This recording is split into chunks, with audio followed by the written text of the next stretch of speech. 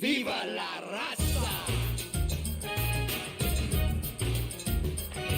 I lie, I cheat, I steal. I lie, I cheat, I steal. Yo, mamacita, I got that passion that's lasting long. Los mujeres fall in love with that Latin charm. One woman isn't enough, amigo.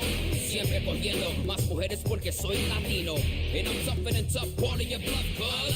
I cheat, I steal. I lie, I cheat, I steal. I don't care if you don't like me. Everybody wants to fight me. Do you feel it? Hey, oye lo claro, I ain't the one you wanna meet. Hay nada más caliente, I'm too hot for you. Yo, Latino heat.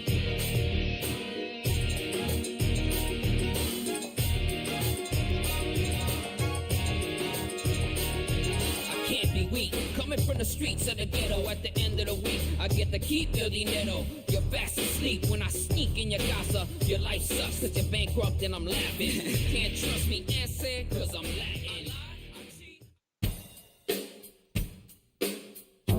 Dead man walking. You've done it now. You've done and made a big mistake. And I can't allow you to think you can just walk away. So turn around and face the piper you're gonna pay. Cause the end is now. This is gonna be your judgment day. A cheap shot. That's the way that you play the game. I was blindsided, but things will never ever be the same. Nice guys. And the Super Show is going to start whenever I feel like. Seriously, it's going to start now.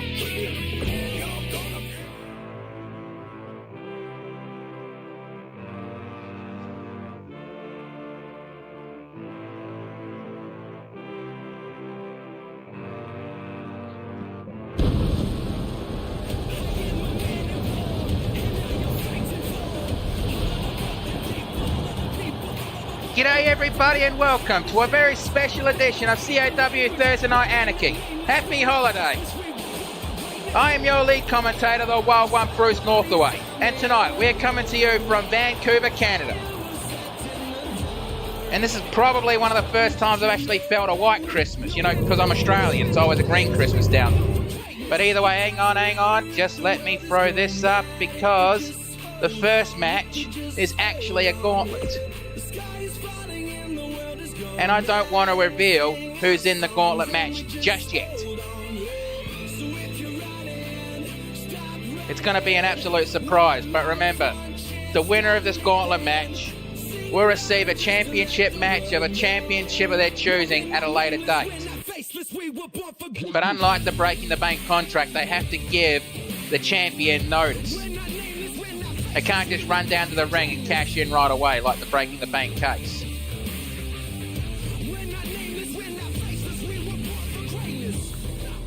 All right.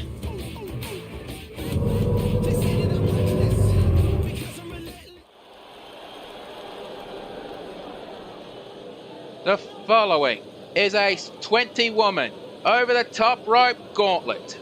The rules are simple. 2 women start the match.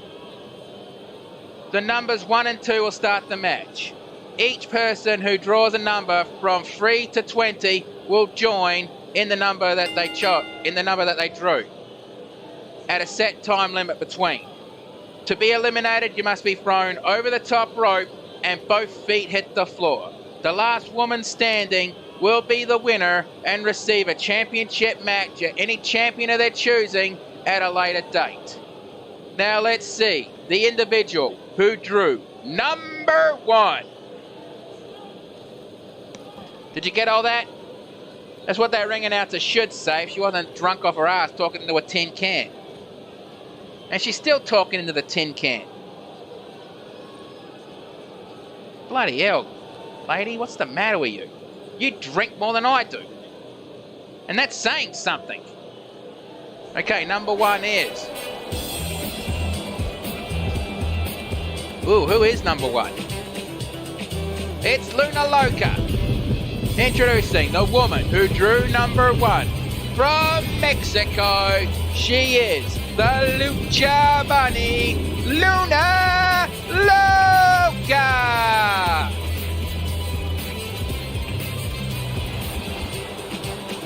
And well, Luna Loca's definitely ready for this one. But man, that's got to be one of the most unlucky draws you can get. Drawing number 1. Yeah, I mean, in the history of the Royal Rumble, which is basically what this is, only 2 people have drawn number 1. Okay, 3 people now have drawn number 1 and gone all the way to win. So it's very rare. And now, let's see who drew number 2.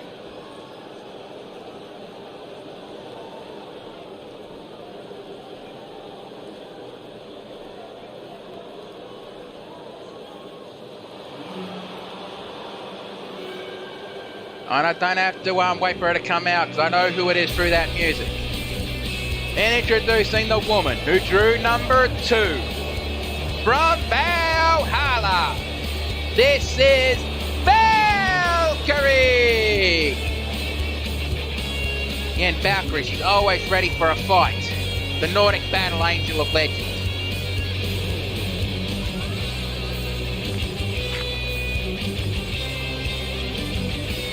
Yeah, a woman who loves fighting also loves taking the time getting to the ring from the looks of it.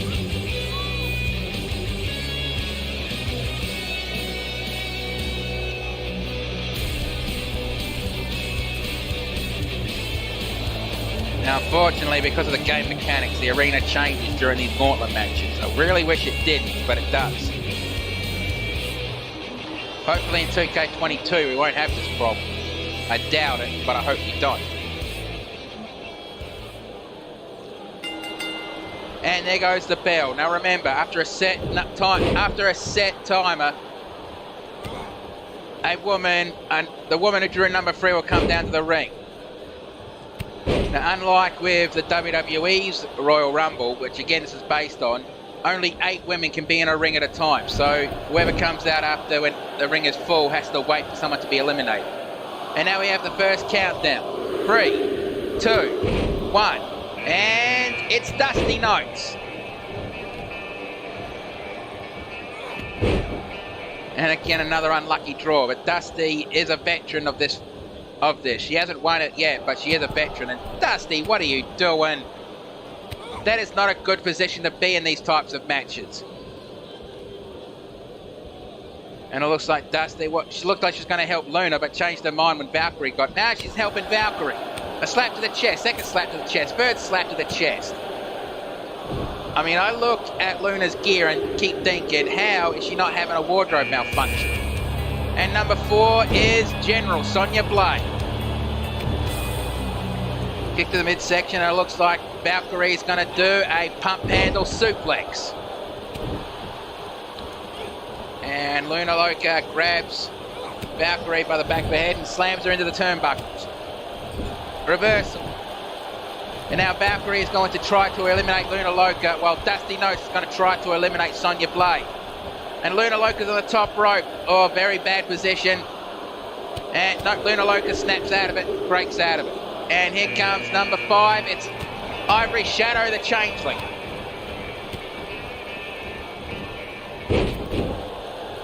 So Dusty has a bit of help. And drop kick. Dusty rolls under the bottom rope. Well, good strategy because you can't get thrown over the top rope there. And Ivory picks up Valkyrie. Looks like she's going to try to toss her over the top rope, but, well, Valkyrie got out of it with a chop block. And Sonya Blade got shoved off, and Irish whipped into the corner. Back elbow strike. And the next countdown, I have no idea what Sonya was thinking there. And number 6 is, well, Paint Set Shimmer Cakes. And the trip to Valhalla on Ivory Shadow. Uppercut. And Luna Loca has Dusty Notes on the verge of elimination, but Dusty doesn't even let her get her onto the top rope. Attempted snapmare, but Ivory got up just as she was attempting it. And Ivory just showing off, but wow. Paint Set didn't even fall over from that punch. But she did from that other move that Ivory did. And a stomp on the shoulder. Number 7 is Blackjack, the security man. Now, a few of the women that you see in this will actually be appearing twice tonight. And Kipper. And well, reverts into the turnbuckles. Now, one of the biggest reasons why I'm doing this show tonight is because XPWL and YWL are kind of on hiatus and not streaming this week. So, well, and I can't let anyone go a week without a wrestling show. So, well, Irish Whip attempt, and okay, that was just showing off on Paint Set. But here comes number 8, Tracy Agress from the NWOW, who just recently aired their pay-per-view. I'm not going to be spoiling anything, but check out Melissa Earwing's channel, and Ivory Shadow has just been eliminated for their pay-per-view Deck the Brawls. In fact, after their stream, watch it. And reverse DDT. And a stomp on the ribs. And a dragon screw leg whip. And since I might as well go at it, tune in to Rakidna, aka Rakadol's channel, for his pay-per-view that just aired earlier in the week, December of Desolation. And also tune in to Texan Gamer's YouTube channel for when he uploads his latest pay-per-view, Winter Lockdown. Okay, now that I got those plugs out of the way, XPWL, NWOW, YWL, I'm ready for my commissions. I get paid in either donut or beers.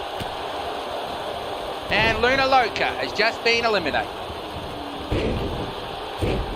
And Luna Loca is holding the back of her head. I hope she's okay. And she also looks disappointed as she's walking out. Well, looks like Nurse Banshee's going to be earning her paycheck tonight. And Ivory Shadow looks like she's tying Blackjack to the Tree of Woe. And Tracy Agress has just been eliminated. And Dusty, I don't know if that's a good idea. Not on the top rope in that position. And from the outback to Equestria. The coast to coast. And slammed Sonia's face into the mat. And here comes number 9. The amazing Alice Hart. A woman who hasn't been seen for a while. But then again, CAW just started airing last week again. So, side slam. And Mark or Jim, if you're watching and want to join me in commentary, feel free. And it looks like we could be seeing a double elimination. No, Valkyrie's not quite eliminated yet. And Dusty's holding on and, well, ended up getting guillotined. Super kick. And Blackjack, Fisherman suplex. It looks like she bridged it, but then remembered no pinfalls in this match. And here comes number 10. It's Bladder Shaft. Double axe handle. And Paint Set's on the verge of elimination. Valkyrie has just been eliminated. And Flatliner. And Blackjack's on the verge of eliminating Paint Set. And no, Paint Set just survives it. And, well, Sonya Blade's now on the verge. We have 6 women in this ring. And Sonya Blade has just been eliminated. Dusty Notes has just been eliminated. And here comes number 11, Katie J. Ewing. Headbutt. And now Flutter Shout's on the verge of elimination. Like I made the comment earlier with, Luna Loca, but how the hell does the hat stay on the head of Flutter Shout? I mean, look at the size of that thing.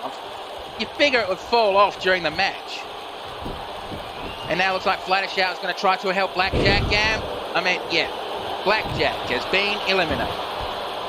So now we're down to 4 wrestlers, but it's not the final 4.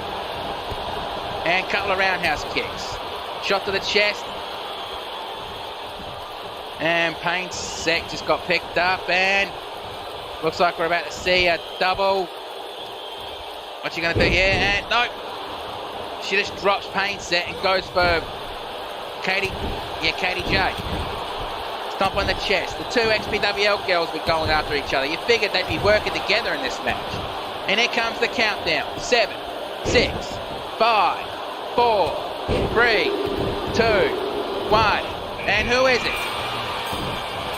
It's our head of security, Lilith Fausto. Well, she may be the head of security, but she does jump in the ring sometimes. The daughter of Chaos and Order. I won't go through the story right now because, well, probably not going to have time. We don't even know how long she's going to be in the ring. But she performs a suplex on Fluttershout and then goes straight for Katie J.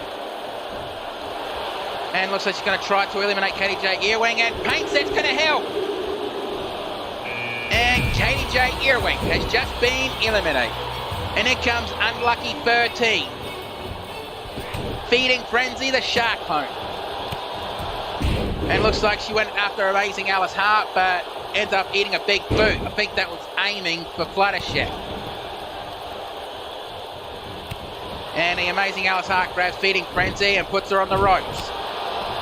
And Feeding Frenzy shoves her off. She's not ready to be eliminated just yet. And double underhook, sit out powerbomb.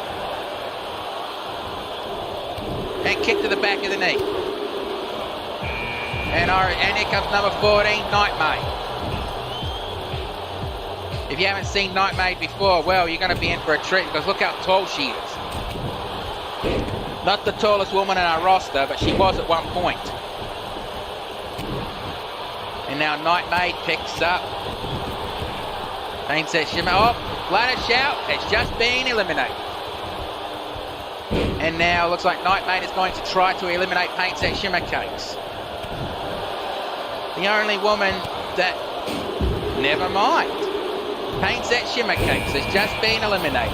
And here comes number 15, the Outlaw, Emily Black. She still has not explained why she picked that beef with Sonya Blade. But it looked like Alice Hart was going to be eliminated, but ended up getting out of it. And now, Feeding Frenzy on the ropes, but what's... Feeding Frenzy has just been eliminated. And Lilith's just staring to the Outlaw and the Nightmare. And here comes number 16, Silverstorm.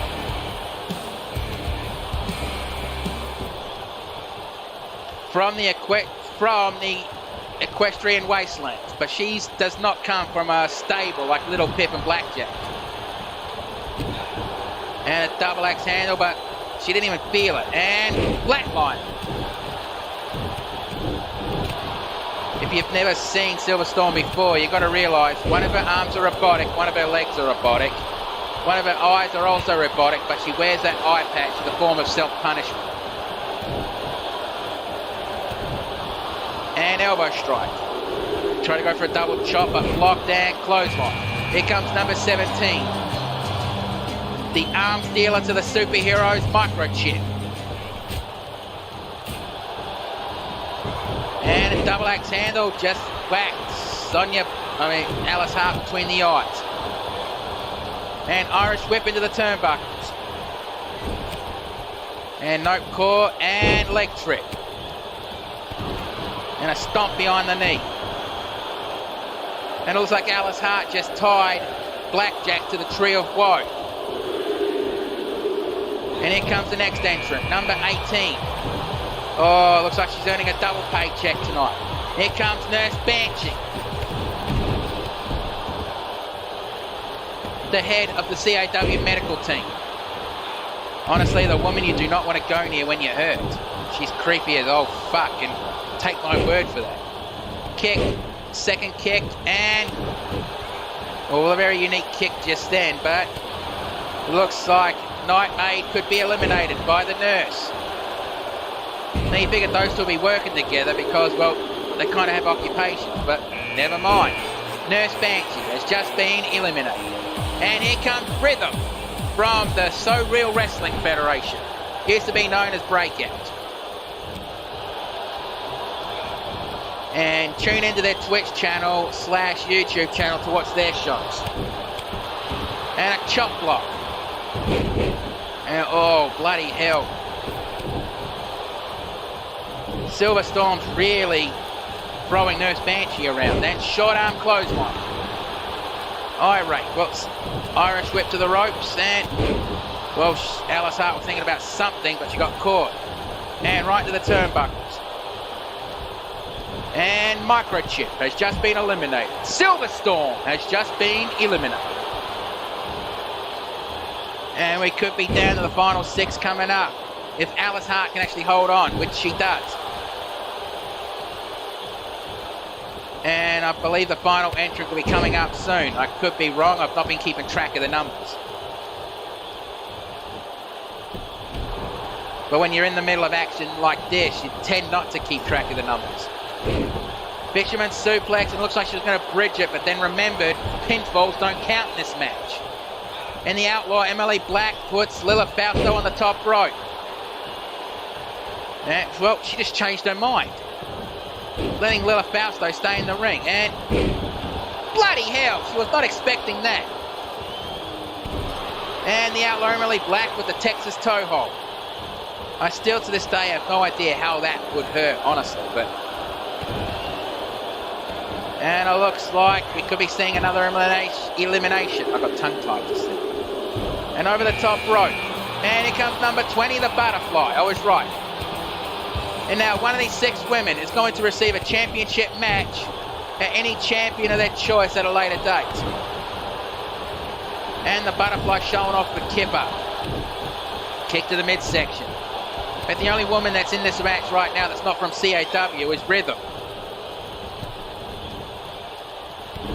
And it looks like Nurse Banshee is on the verge of elimination. And could she be eliminated? Nope, she's not eliminated. She gets out of it. And the Butterfly, well, Irish whip, Lila Fausto bumped into the Outlaw Emily Black. And hammerlock, and the Outlaw Emily Black has been eliminated. Kick to the ribs. Place your bets down, people. Who do you think's going to win this match? Kick to the midsection. Second, and Rhythm has just been eliminated. So now we're down to the final 4. Lila Fausto, Nurse Banshee, the Butterfly, and the amazing Alice Hart. And the Butterfly on the shoulders, and, well, sit out Michinoku Driver. And it looks like Lila Fausto's going after the Butterfly, but slap to the jaw. Overhead punch, and it looks like the amazing Alice Hart is going to try to eliminate Nurse Banshee. I mean, how many times have I said eliminate in this match alone? I saw what you did there, Cheshire Cat. I saw what you did there. And Lila Fausto has been eliminated. And DDT. We're down to the final 3. And the Butterfly, round and around and around she goes. No time to finish that pole. And side slam. And the Butterfly going to the top rope. Probably not a good idea. But, oh, the reverse 054. Instead of the 450, it's the 054. And on the reverse, DDT. That was probably could have been a mistake on Butterfly's part because, well, she could have been eliminated standing up there. And with the rocket dropper. I can't remember what she calls that one. I think she calls that checkup or something. I don't know. And, oh, bloody hell. She picks up the Butterfly and, oh, Butterfly not out just yet. And Alice Hart and, well, Irish whip to the ropes and super kick.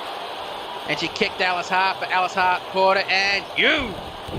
Double axe hand. And Alice Hart's the only one standing right now, but club to the back of Nurse Banshee. You better be careful. Because if you eliminate Nurse Banshee, who do you got to go see before you get let out of the arena to go home? That's right, Nurse Banshee. And the face buster. Oh, Banshee's face scraped on the ropes. You can remember, Vangelico did that last week and has been suspended for 2 weeks. So you won't see Vangelico tonight. Hip toss takedown. Kick to the midsection. And I think it's a pity though, because Vangelico would have loved to be in the 8-man elimination match later tonight, because that's the 8 biggest guys we have on our roster. And double axe handle. Dragon butterfly to the ropes and elbow drop. And again, that's probably a mistake. Taunting when you're not even winning yet. Well, you're technically winning, but you haven't won the match yet. And face buster. And the butterfly, around and around and around she goes. Bloody hell, who's going to have the heart to win this match? And 054, and again, she missed. And a slap, elbow strike. And, well, elbow strike again. Nurse Banshee's shaking the feeling back into her arm and then hits the rocket dropper, or the famouser. And back elbow strike. And the butterfly has Nurse Banshee. Drags her to the ropes. And Irish whip and... yeah, it doesn't matter. Nurse Banshee has just been eliminated. So now we're down to the amazing Alice Hart and the butterfly. Winner gets a championship match. And Death Valley Drive. Alice Hart rolls through. And it looks like she's going to deliver another Death Valley Drive. And Alice Hart picks up the butterfly. And kick to the back of the knee. Overhead punch caught and slap to the jaw. And Irish whip to the turnbuckles. Spins her around. And she's going to try to eliminate Butterfly from the match. I had to take a mouthful of drink because my throat started to dry up. Like I was eating popcorn or something. And could we see the final elimination of the match? Yeah, if anyone's doing a drinking game, during these gauntlets, take a shot every time I say the word eliminate or elimination. You probably will not have a liver by the end of the match, by the end of the night.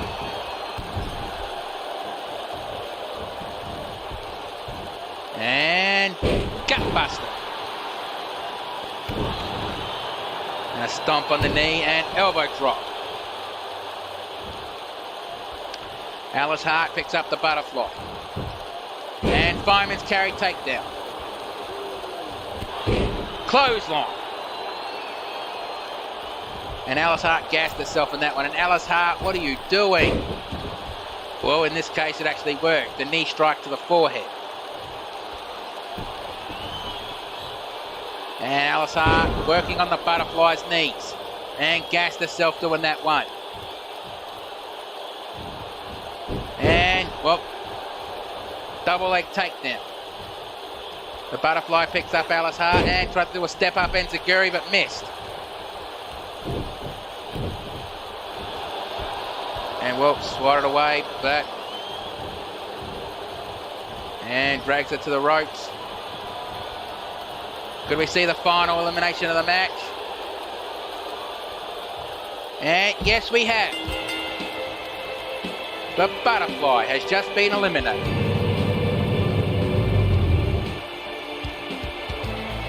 Now we have to see the replays of this, and it looks like we're only showing the replays of the final 3.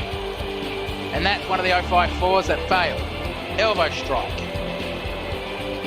Death Valley driver. And stomp on the knee. But let's get the official word. Here is your winner. And going on to get a championship match. And any champion that they're choosing, the amazing Alice Hart. And well, she definitely deserves that victory.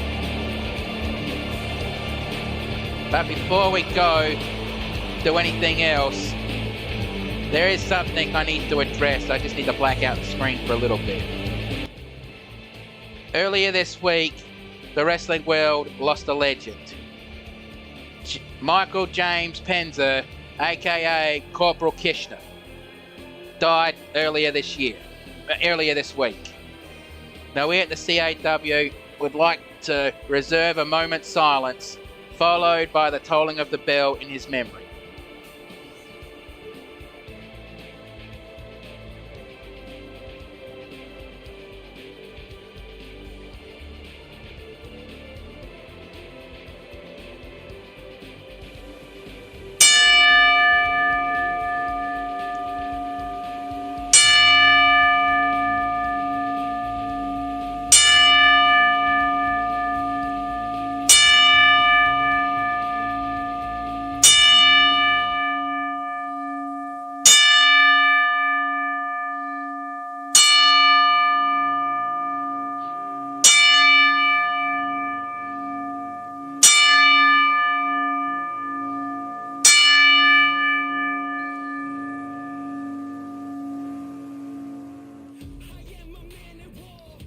Thank you, Corporal Keshner.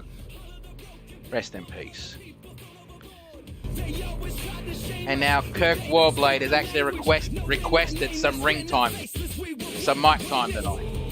Maybe he's going to finally reveal who he's been looking for.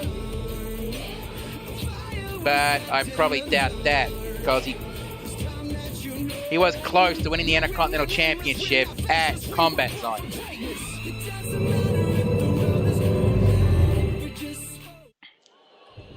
And he's already in the ring and has a microphone. And yes, the ring changed to a festive feel tonight.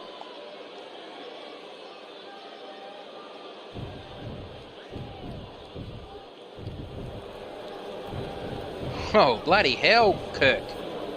The hell are you saying, mate?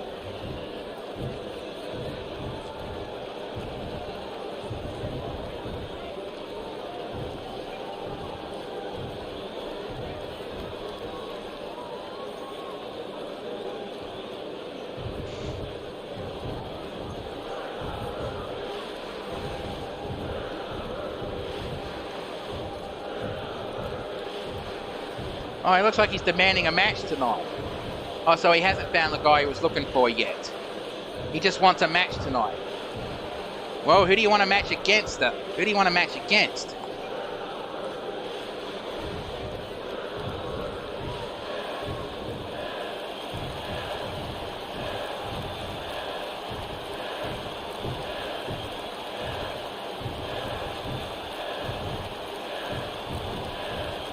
Well, don't keep us in suspense. Who are you trying to call out? Mr. Wright? He called out Mr. Wright.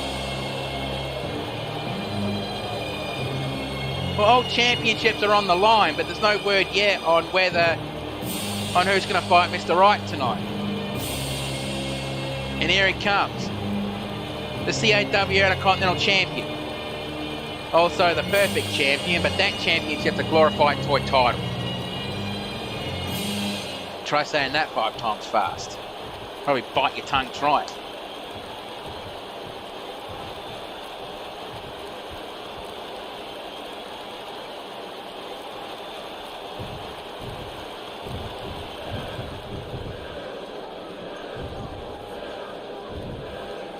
Oh, strong words from Mr. Wright.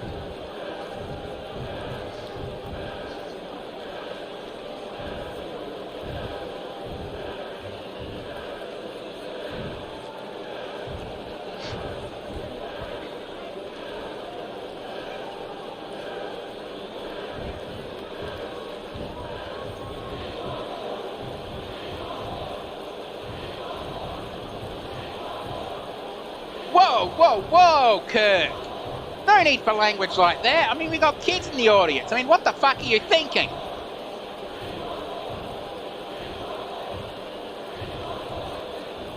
I mean, Jesus Christ, keep the swearing to a bloody minimum. I mean, you don't want to get in the shits.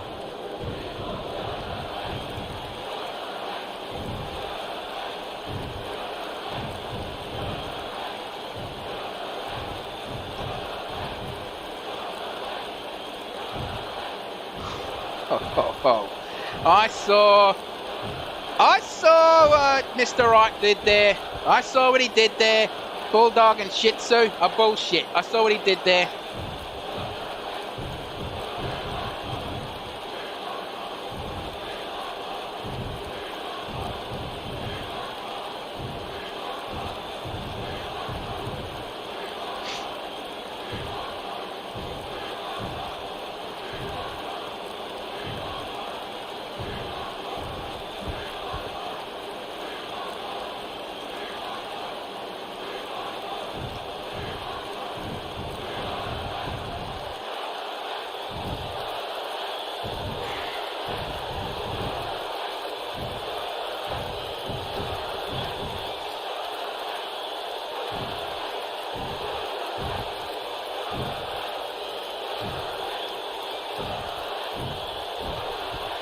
Well, I guess Kirk Warblade laid down the challenge.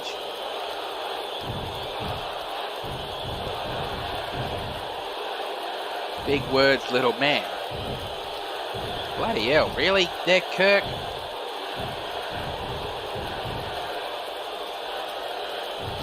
Well, that sounds like a challenge that Kirk Warblade just laid down. We need to see if Mr. Wright's going to accept.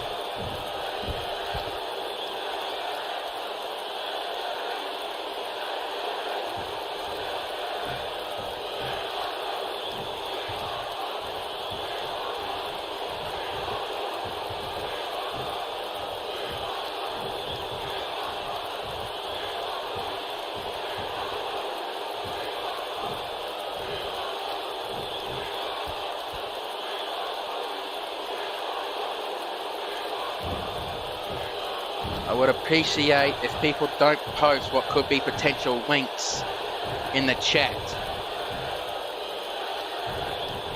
Because it could lead to a virus website and I do not want that.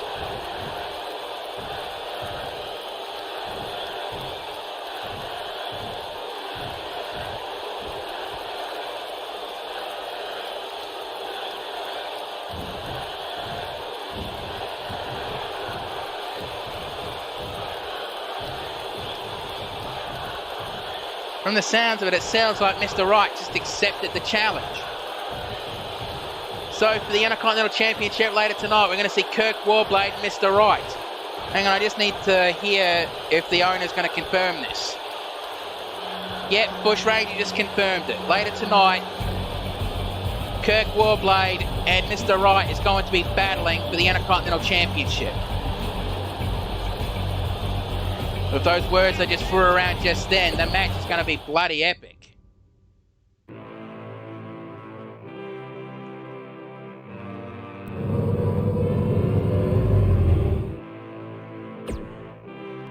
And now we go from the gauntlet to the tag team.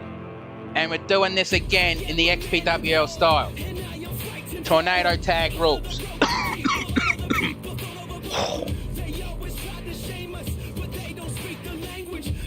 Sorry if I'm coughing in that, it's because I got stuff in my throat. I mean, CAW just had its Christmas party before the show started. No booze, but there was a lot of good food that gets stuck in your throat. And it's probably one of the few times that Bush Ranger didn't try to shove his health bloody crap down our throats.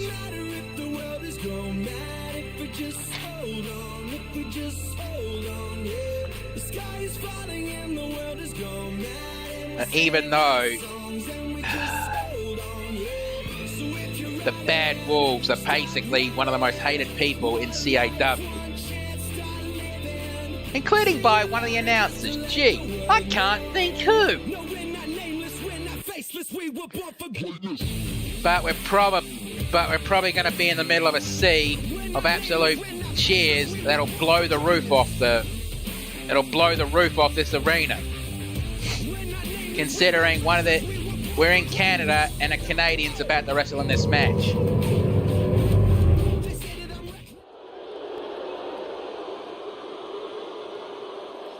The following contest is scheduled for one fall, and it is for the CAW Tag Team Championships.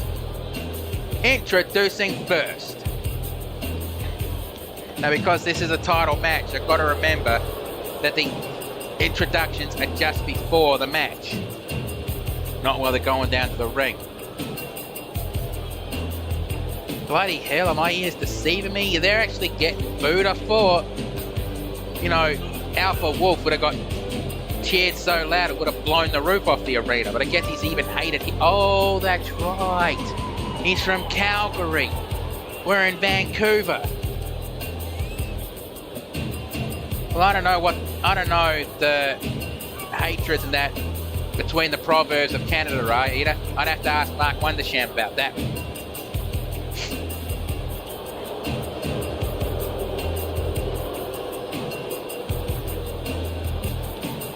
Oi, Mark, if you're watching, the Vancouver and Calgary hate each other. Also, if you are here, you can jump the rails and join me if you like.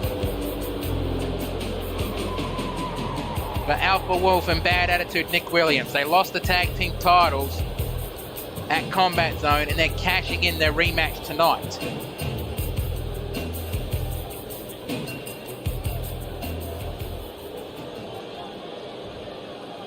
And here come the champs.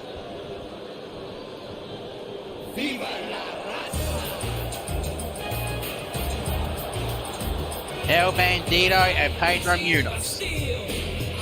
Their first run with the tag team titles. Let's see if they can actually defend them tonight, because trying to catch the tag team titles is one thing. Keeping, well, any title is another thing.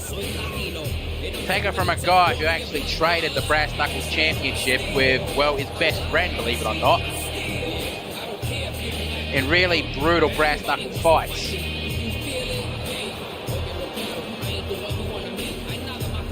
And if you're wondering, yeah, that's ice down there. Nah, it's just Matt's made to look like ice. And there's a better look at the tag team title belts. And I think Mark might be right. The tag team titles do need an upgrade. Now let's get to the ring introductions. Introducing first, the challengers. From anywhere he damn well pleases, and the wrestling capital of the world, Calgary, Alberta, Canada, respectively. They are Bad Attitude Nick Williams, Alpha Wolf, the Bad Wolves, and their opponents, both from Mexico. They are the mechanic of Suplex City, Pedro Munoz, and El Bandito. They are the CAW Tag Team Champions, the Latino World Order, LWO.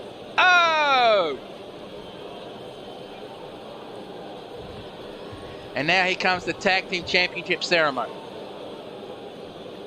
Hand the belts to the ref. Ref will throw them up in the middle of the ring, and that shows that the tag team titles are on the line. And both tag teams look ready, and I thought this was going to be under Tornado rules. They're going to the corners.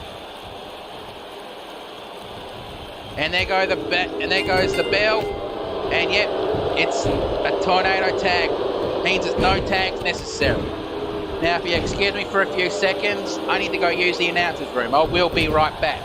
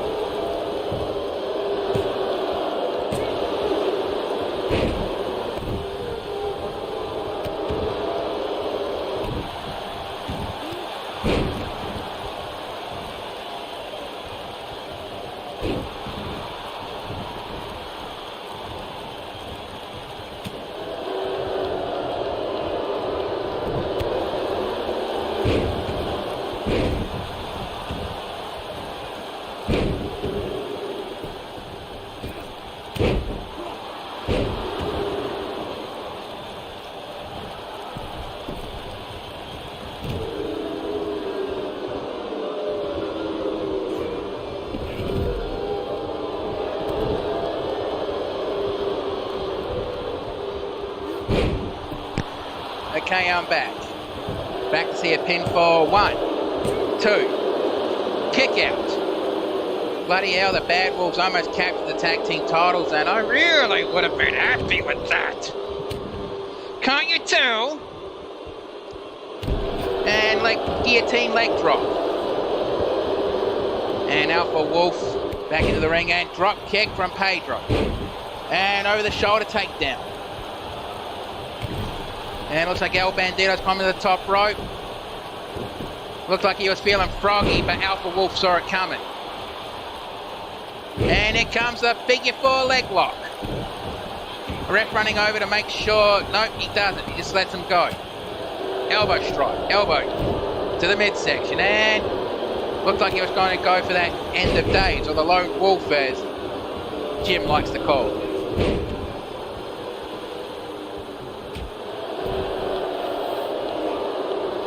And, well, Nick Williams just drops Pedro into the hardest part of the ring apron.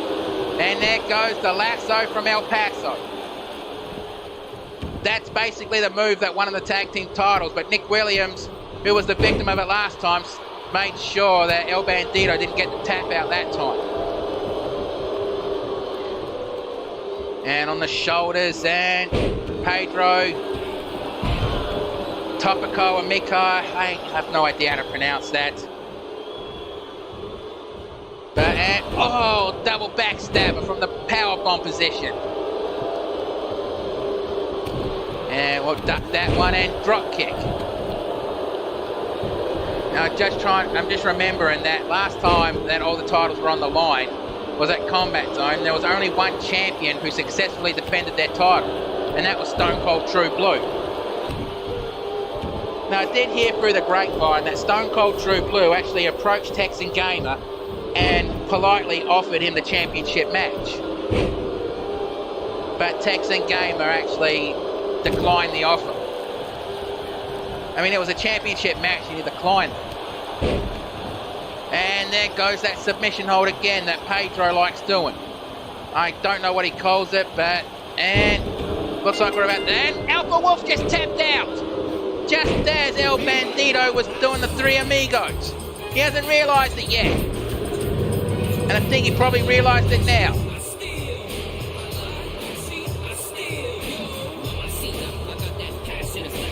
Well, that must have been one I missed earlier, but there's the lasso from El Paso, and Nick Williams made sure it didn't happen. And I'm not even going to try to pronounce it again because I might butcher it. But there's that powerbomb into the double backstab. And the first time that submission hold was held, but didn't hold it properly that time. But let's get the official word. Here are your winners, and still CAW Tag Team Champions, El Bandito, Pedro Munoz, the Latino World Order. Well, definitely successfully defended the tag team titles. But let's see how long they keep them for. I mean, I can't remember how long they held them in XPWL. And I'm pretty sure they just need the YWL tag team titles. Let's see if they're still working in YWL. Jim, you're going to have to confirm that with me. But either way, let's get to the next match. Oh yeah, this match.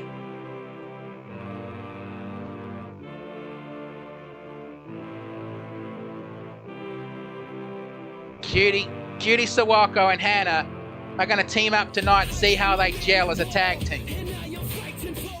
Now, from what I heard, when Cutie found out about this, she actually grabbed Hanako by the wrist and dragged her into her locker room. I have no idea what that was about.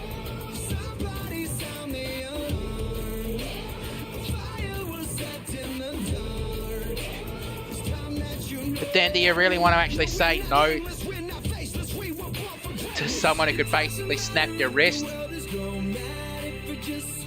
I mean, yeah, Cutie has hard kicks, not as hard as Kaze.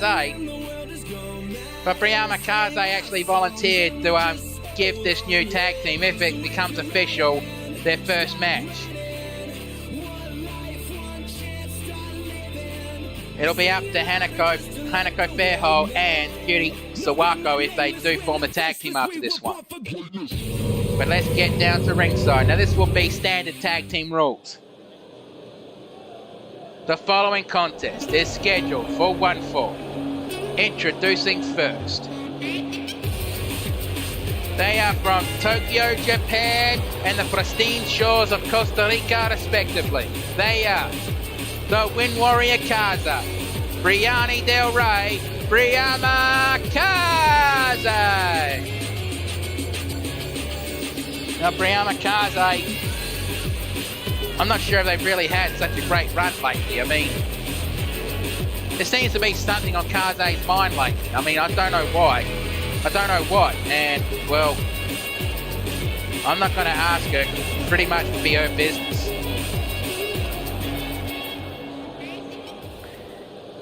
And now introducing their opponents.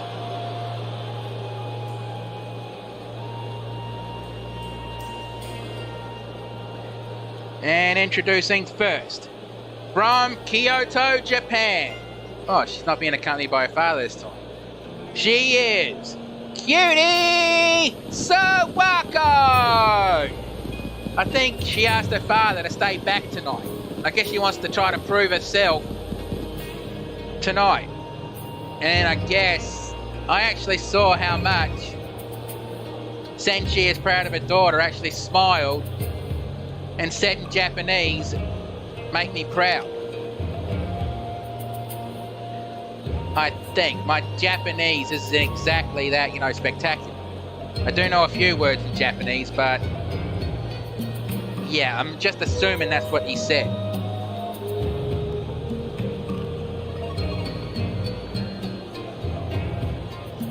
And she's really getting the crowd riled up. Doing her father's entrance step by step.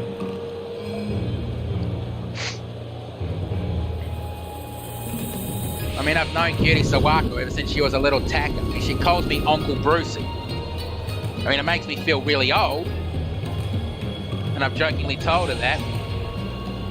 But she keeps calling me that anyway, who? I'm not going to stop her now, what's the point? And now introducing her tag team partner.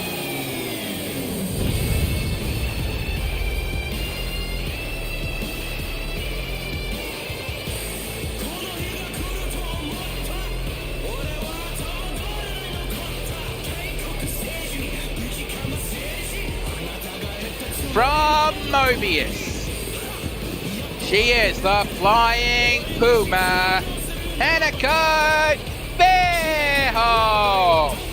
There's something actually different about Hanako right now. It's like she kind of looks a bit embarrassed. I wonder why she's looking embarrassed.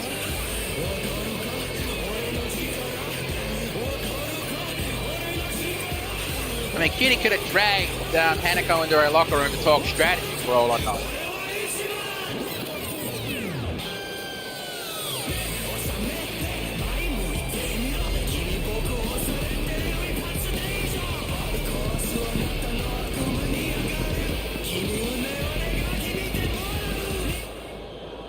Okay, now let's get to the match. And looks like Brianni's starting for her team. I don't believe it! Cutie actually got Hanako to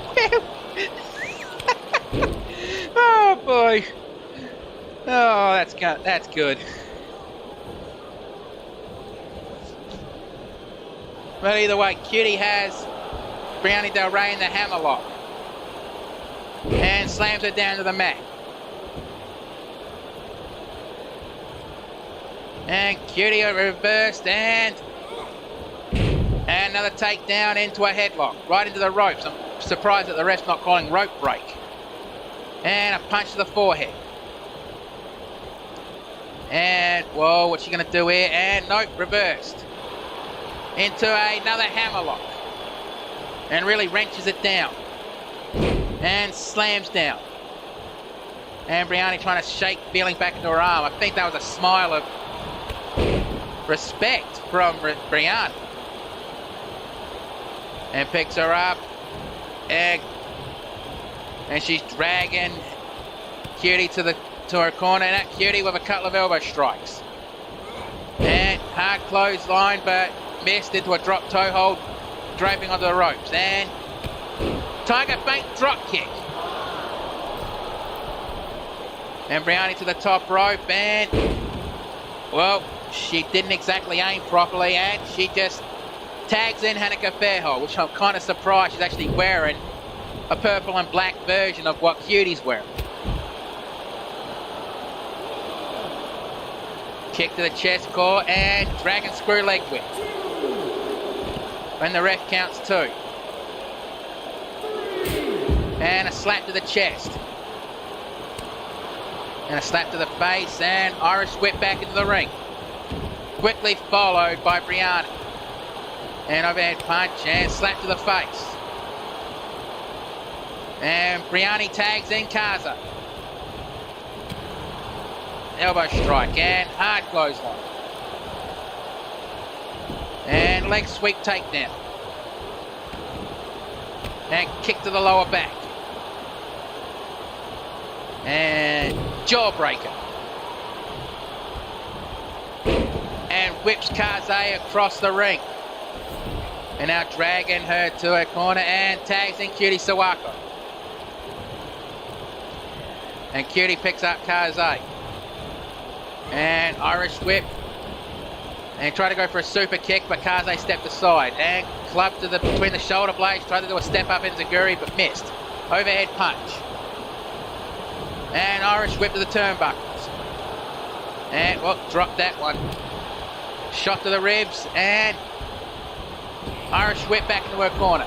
Tried to go for a double knee strike. And Kaze with a step up enziguri. I guess Kaze's not going to actually take Cutie lightly this time.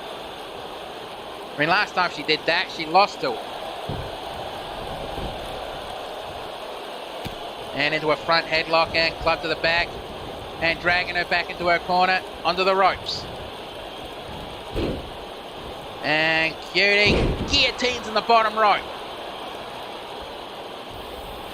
And dragging Kaze away from the ropes. And dragging her into the middle of the ring. And, oh, looks like Cutie Sawako is going to do Dr. Teeth. And nails it. And spin out clothesline. She picks up Kaze. And Irish whip over the top rope. And Kaze going onto the apron as well. And DDT onto the hardest part of the ring apron. And picks up Cutie Sawako. Try to go for an elbow strike. Missed. And snake eyes under the red steps. I actually saw the workers actually spray paint those steps red, to go with the field tonight. I hope they got paint remover, because I don't know if I can actually handle looking at those red steps all the time. Tonight, maybe, because it's the Christmas spirit. And elbow drop on the shoulder. And ref count 7. He basically yelled at him to get back in the ring. And Cutie picks up Kaze. And Irish whip into her corner. And we're about to see the Unicorn Stampede. Hanako tags herself in. And starts stomping away. Cutie tags herself in. And starts stomping away. And Hanako tags herself back in again. And looks like we're about to see the skateboarder's drop kick. Is that going to be enough to put Kaze down? Going for the pinfall. 1, 2. Just the 1 count. And Briani kind of clued in. High. And hip toss takedown. And snap suplex. Now Kaze and Hanako are no strangers to each other. They've done, epic battles. And Kaze tags herself out. And Hanako, she's just waiting for Briani to get out of the ring. Tried to go for a kick, but swatted away. Back elbow strike. And, well, does that fancy Lucha Libre stuff to get out of that. And side Russian leg sweep. That's not ice. The ring mat just made it look like ice. mean, CAW is not that crazy. Besides, the Athletic Commission wouldn't let us, have it on the ice, rotten bastards. Yeah. Well, those two better get back in the ring, otherwise it's going to be a double countout. And Brianni just stopped in her tracks. And we just caught 9, and they just made it back into the ring. Irish whip into the corner and snap jab. And Irish whip into Brianna Makaze's corner. And reversal.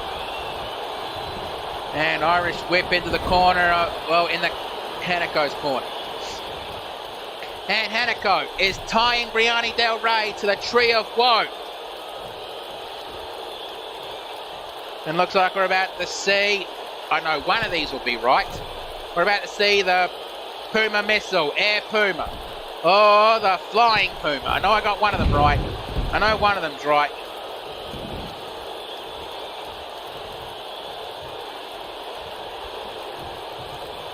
And now drags Brianni Del Rey away from the ropes and goes for the pinfall. 1, 2, 3, that's it. Bloody hell, that was a match. Well, chat, what do you think? Should Hanaka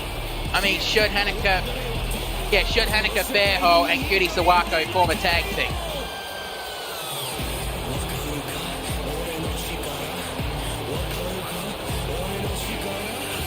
And seeing the replays of this match, bloody hell.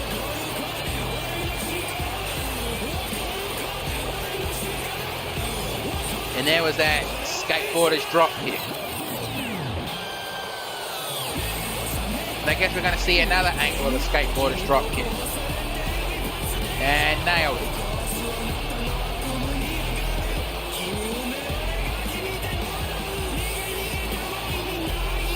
And the kick out was only at 1. So let's get the official word. Here are your winners. Cutie Sawako and Hanako Fairhole.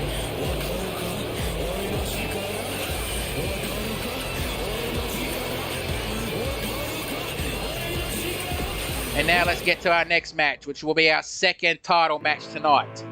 Now this match was actually, set earlier when Kirk Warblade and Mr. Wright had a war of words. And let's see if Mr. Wright can actually keep the Intercontinental Championship. Because I, for one, do not want to see that glorified toy championship in the CAW. It's just a vanity title that he made because he couldn't get a title match. I mean, it's basically the equivalent of the Legends title that Impact Wrestling had, which ended up becoming a title. The FTW Championship that Taz had in ECW and now AEW. I haven't really watched AEW, so I can't really say, for sure. The beer drinking title that Impact Wrestling had at one point. The following contest is scheduled for one fall, and it is for the CAW Intercontinental Championship. Introducing first. And here comes the challenger. Now remember, in title matches, the ring introductions happen just before the match itself.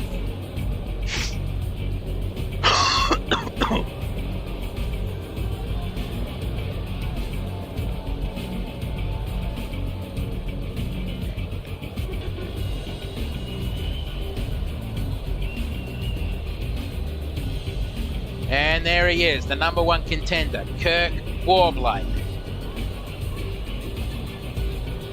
Now he's kind of unique because he just showed up one day in the CAW locker room claiming he was looking for someone. For what reason and who, he has not said. So CAW offered him a contract to help him, mainly because they saw how ripped this guy was and how eager to fight he seems to be.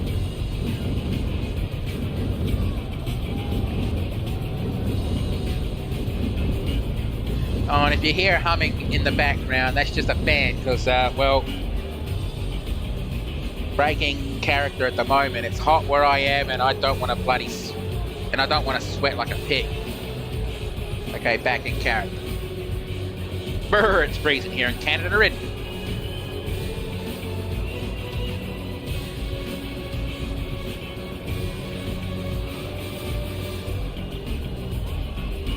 I mean, Kirk Warblade is yet to hold any championship. And I don't know if XPWL or YWL have their eyes on Kirk Warblade. And there goes the pyro.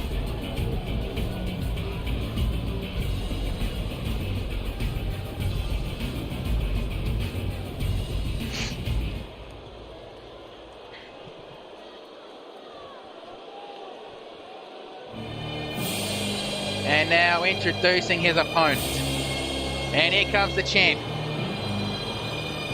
His first official title match here.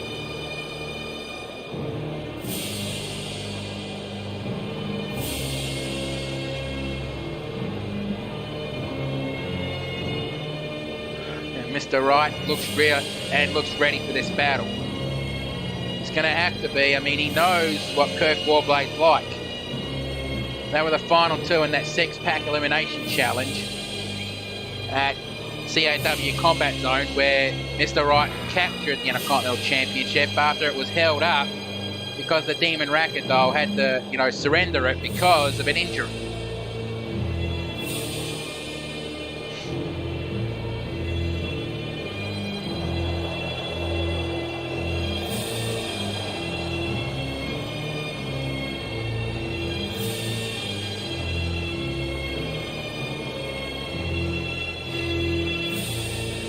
Incoming, for fuck's sake!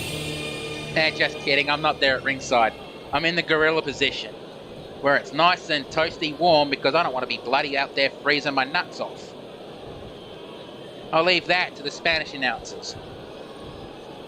Introducing first the challenger. From parts unknown, he is Kirk Warblade!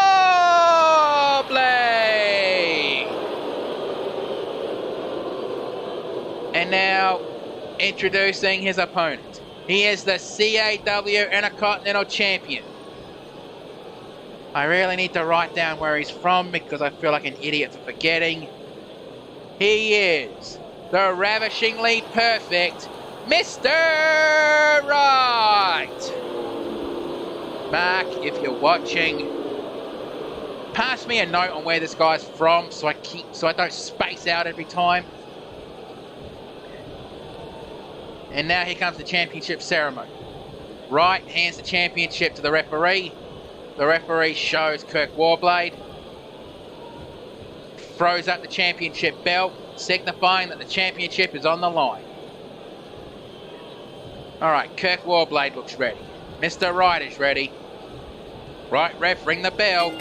Let's do this. And hard closer. And kick between the shoulder blades. Not going into the referee chain wrestling to start off. And snap suplex. Kick between the shoulder blades. Ooh, that was painful. And Wright picks him up and irate.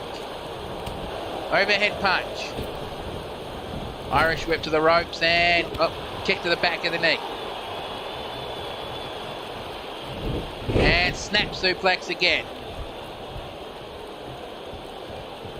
Try to go for a field goal kick, but nowhere close. And side Russian leg sweep.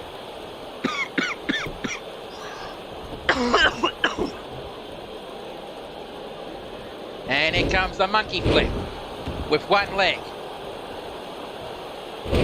Before you say anything, that cough is not corona, I just have something in my throat.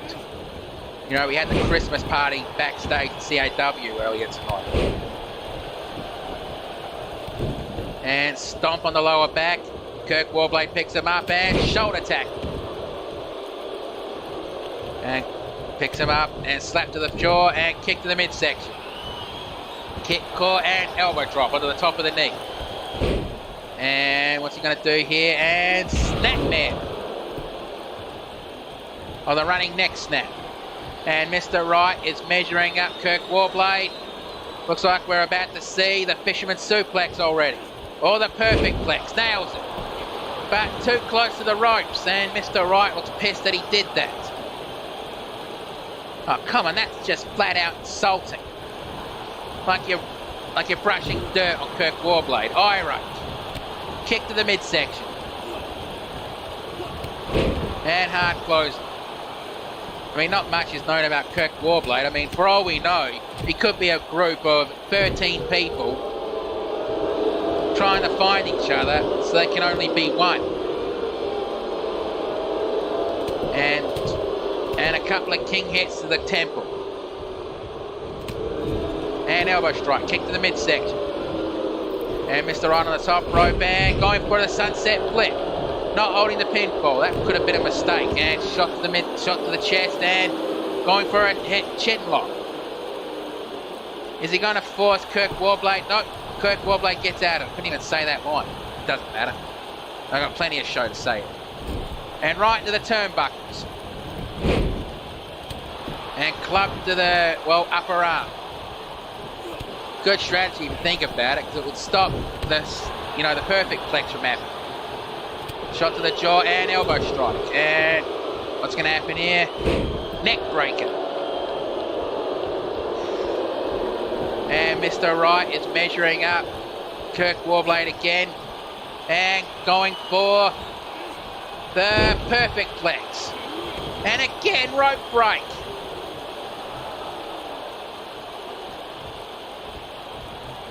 And, break the eyes of his foot on Kirk Warblade. And irate. And here comes a stalling suplex. And Kirk Warblade's just staring at Mr. Wright, waiting for him to use his own power to get up. But then he's just letting Mr. Wright recover. That's going to be a mistake.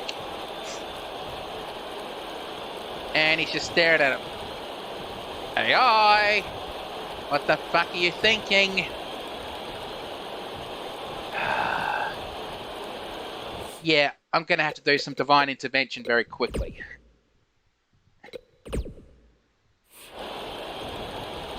And there we go.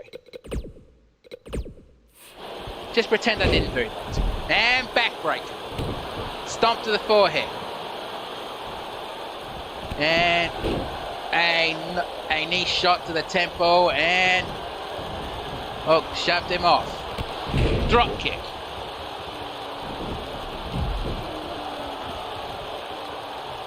And Kirk Warblade rolls out of the ring to catch a breather while Mr. Wright goes to the top rope and drop kick. He didn't catch all of it. And Kirk, he really landed hard. Ooh, that looked like it hurt.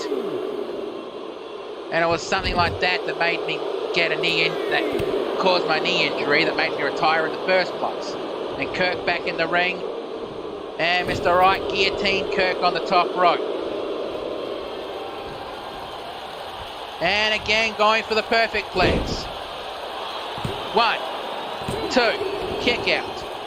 Well, he wasn't in cold rope break, but he got kicked out anyway.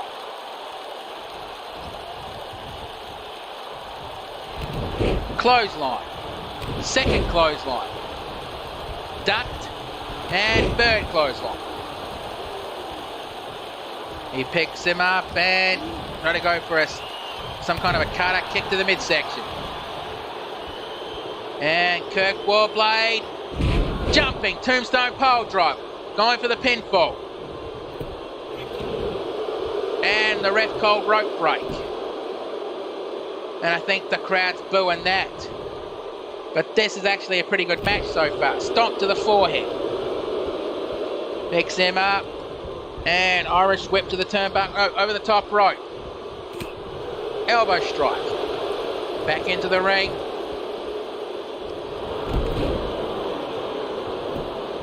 And going for an arm wrench.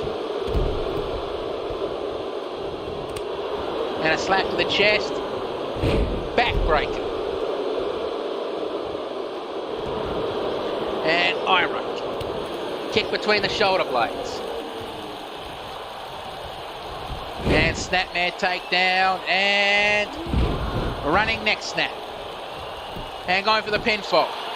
1, 2, kick out. And Mr. Wright has an absolute shocked look on his face. Like, how did Kurt kick out of that? And now he's measuring him up again. You're going to be too close to the ropes this time again, Mr. Wright. Don't bridge it. And he bridges it. 1, 2, 3, that's it. Okay, I was wrong. It wasn't a rope break, but bloody hell, that was a good match. And well, Mr. Wright impressed me. Can't deny that. Now let's take a look at the replays. Now this was a good back and forth match.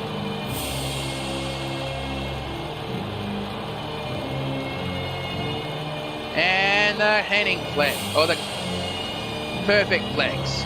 Kick out. And all that. And here comes I thought this would have ended the match because he actually jumped into the tombstone pile driver with that one. Really would have put a lot more pressure on the neck. But rope break, alas. But let's get the official word. Here is your winner, and still CAW Intercontinental Champion, the ravishingly perfect Mr. Wright. And now it's time to go to the next match, which is for the CAW International Women's Championship. Now, I'm honestly kind of surprised that Hanneke Fairhall didn't call for a rematch. Instead, Neko Dark actually said, anyone wants it, come get it. So, Starlight Glimmer, well, pretty much said I'll take the challenge. Now, Neko Dark is the second woman in CAW to hold the Triple Crown. That means she's held the CAW Women's Championship, the Tag Team Championship, and now the International Women's Championship. And in a way, Starlight is in the same boat. She just has to capture this championship. I have no idea what you're talking about. The following contest is scheduled for one fall, and it is for the CAW International Women's Championship. Introducing first. And here comes the number one contender.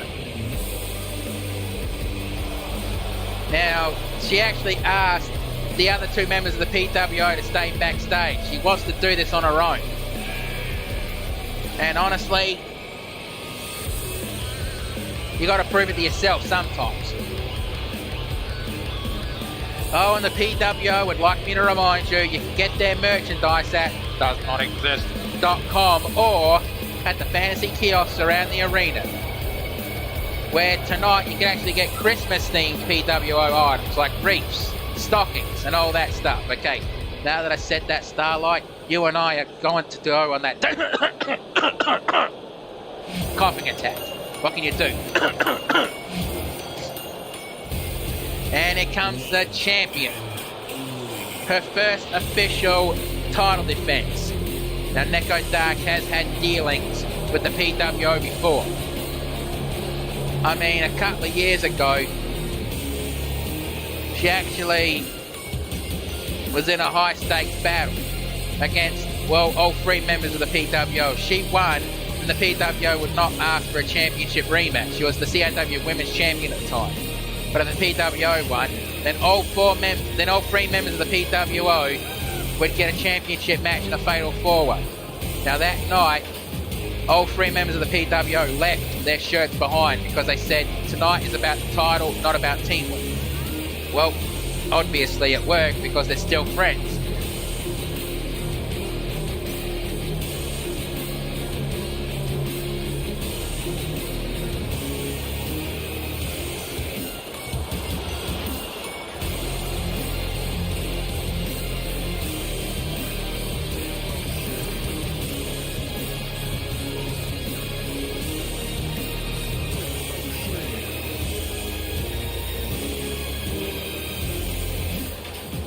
Okay, now let's get to the ring introductions.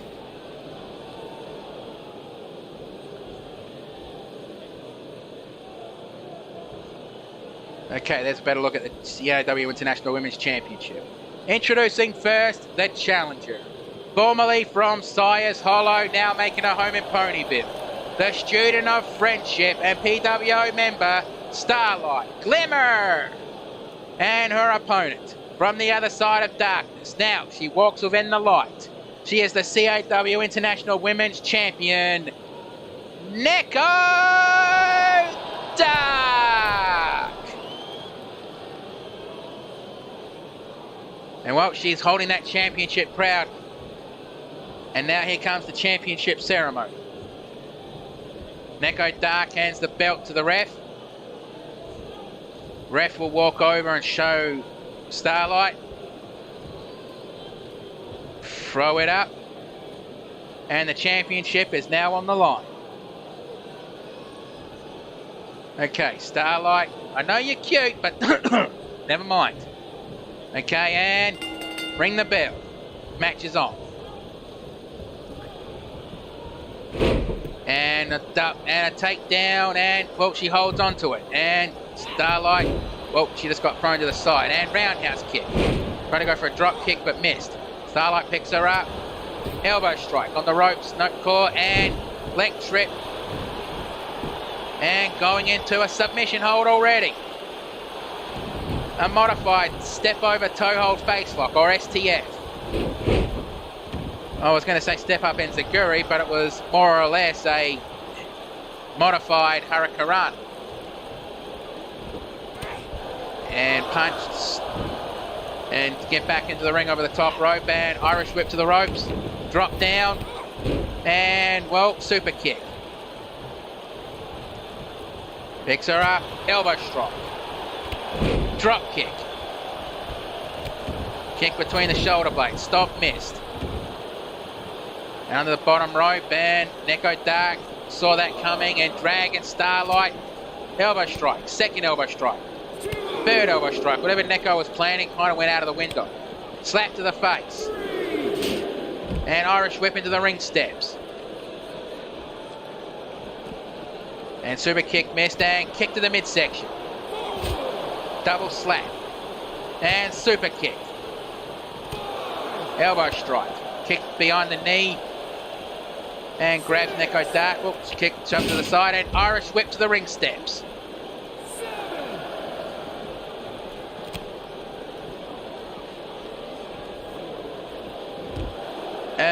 Come on, get in the ring, you two. You don't want to end this on a double count out. Get in the ring, you two. Oh, bloody hell, that was on 9. I hate seeing title matches end in draws like that, and I'm pretty sure everyone watching hates seeing that too. Jawbreaker. And trying to go for a referee's lock, but shoved off. A wild kick, missed, and front headlock. Oh, gone. Oh, what's she doing here? And a tornado Michinoku driver. Picks her up. And Northern Light suplex. She holds on to it. No, Starlight saw it coming and gave her a shot to the ribs. And a cross jacket neck breaker. Now Starlight going to the corner. And here comes that running knee strike. I think you need to pick yourself a better, signature move there, Starlight. Going for the pinfall. 1, 2, kick out. And Starlight couldn't believe that happened. And a stomp on the forearm.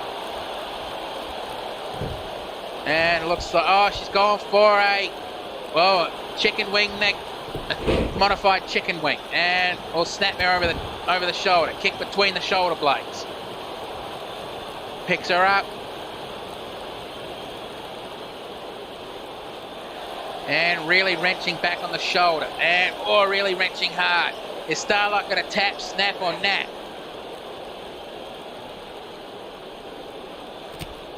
And no, she just swats the leg off and gets up. But all the damage done to her arm really would have, well, obviously not that much damage, but I think she hurt her ribs more than her arm. And going to the top rope. Leg drop miss, then overhead punch. Super kick. DDT. And go straight for the pinfall. 1, 2, kick out. Back elbow strike. Right onto the forehead. And clothesline. Stomp and stomp, missed again. Back elbow strike. Oh, powerbomb. And just swats her away. Stomp on the lower back. And Neko Dark onto the top rope. Are we going to see that 650? That's 6. Oh, I can't remember the rotations. Doesn't matter. 1, 2. Kick out. And Neko Dark can't believe that. And face first into the ring mat. Picks her up. Hip toss takedown. And sliding bomb. And again, Neko Dark onto the top rope. She's going to do that move again. The same move that actually won her the title. And nails it. Go straight for the pinfall. 1, 2, 3, that's it. Well, can't say disappointed because that was a really good match. But let's, no replays, all right. Here's your winner and still CAW International Women's Champion, Neko Dark. And Starlight being a good sport, offering a handshake, and Neko takes it. Now that's good sportsmanship I like seeing. And Neko Dark continues her reign as the International Women's Champion. No championships have changed hands tonight. But that's the first half of the show. Now, while we set up the second half, let us hear a word from our sponsor, Ray Dr. Squash.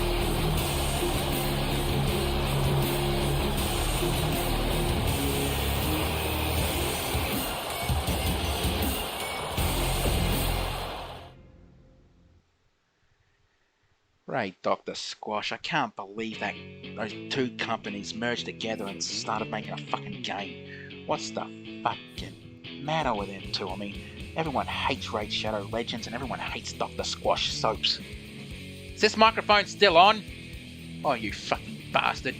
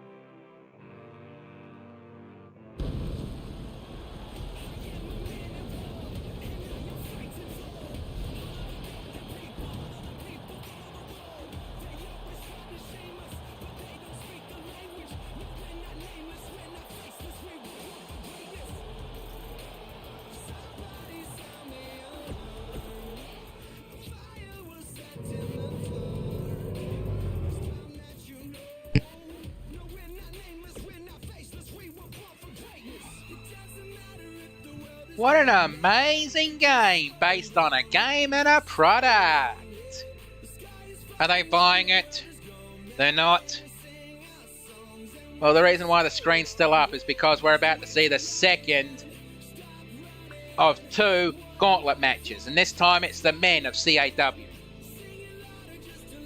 Again, we're blocking off the names because we don't want to spoil who's in this match. And remember, the winner of this match gets the championship match at any title at a later date.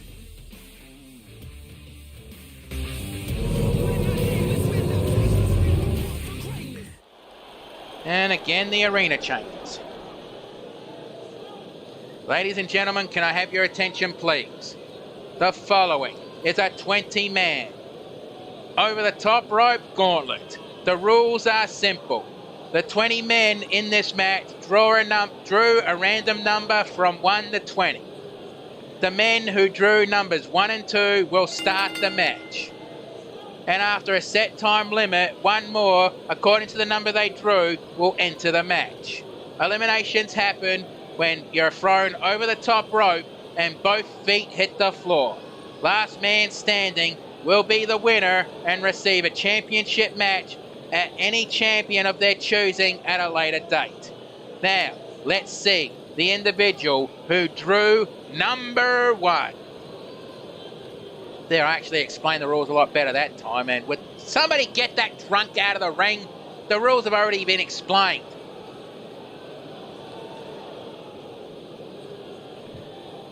Okay, again, I would appreciate that you don't put things that could be potential virus links in my chat. I very much appreciate this, don't do that. And now the wrestler who drew number 1. Wait, I know that music. Oh God, he's back, isn't he? Please tell me that's not who I think it is.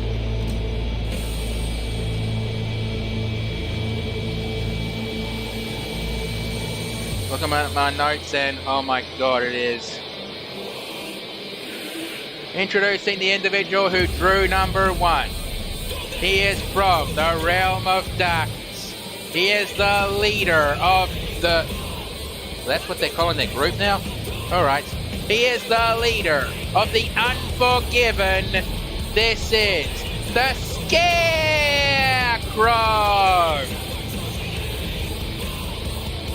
And Scarecrow is back. I have not seen him since that, well, Death Chamber match at CAW, Rhyme City Rumble.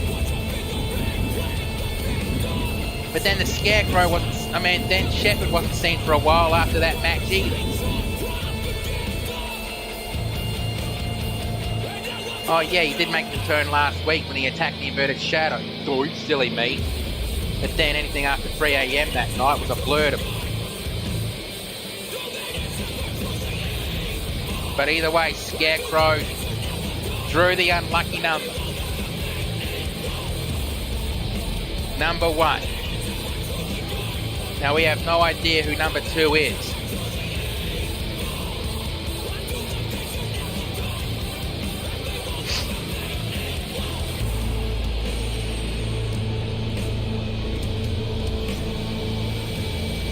And Scarecrow right into the ring.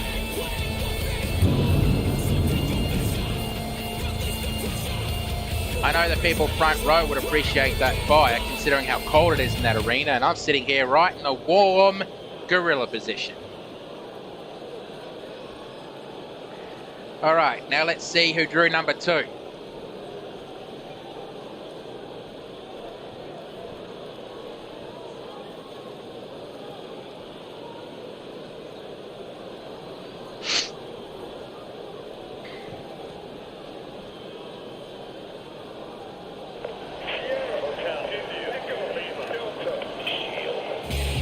And number 2.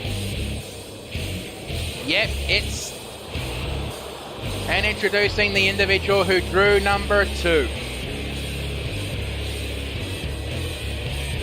He is from Alaska, the legendary super soldier, Solid Snake. And be right back, knock on the announcing room, I'm just turning the fan off. I don't think I need that on for the time being.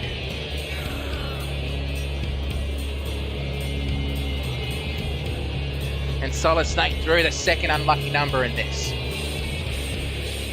Solid Snake is a former, hardcore champion which has been retired, and former CAW world champion. He actually got that from Stone Cold True Blue, but then lost it to Texan Gamer.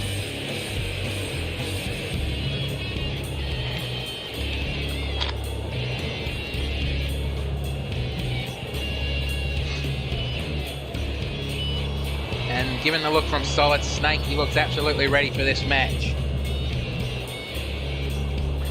He's going to have to be. A potential championship is on the line. Well, not potential championship, but championship shot at any championship he's choosing. And there goes the bell, and with a takedown already. Kick to the chest core, and dragon screw leg whip. Kick to the chest, and Scarecrow picks up Snake. And clothesline, missed shoulder tackle. And a wild slap missed, and here comes the first countdown. 9, 8, 7, 6, 5, 4, 3, 2, 1. Who is it? It's Justin the Big Shot Taylor. And running down to the ring, the street dancer from Yonkers, New York, showing off his dancing skills already. And that was probably a mistake, because you don't want to make mistakes around a trained soldier like Solid Snake. And really wrenching back on that shoulder. And, oh, wrench on the shoulder again. Here comes the second countdown. 3, 2, 1. Who is it? It's the Extreme High Flyer Jag. God damn it, Taylor, would you stop showing off? The match just started. And again, the Cobra Clutch side slam. And a kick to the head, missed kick to the back of the knee. And hip toss takedown. Kick to the midsection. Field goal kick. And Scarecrow over the top rope. And Jag could be eliminating him. And 5, 4, 3, 2, 1. Who is it? It's the Inverted Shadow. I wouldn't be surprised if he goes straight after the Scarecrow.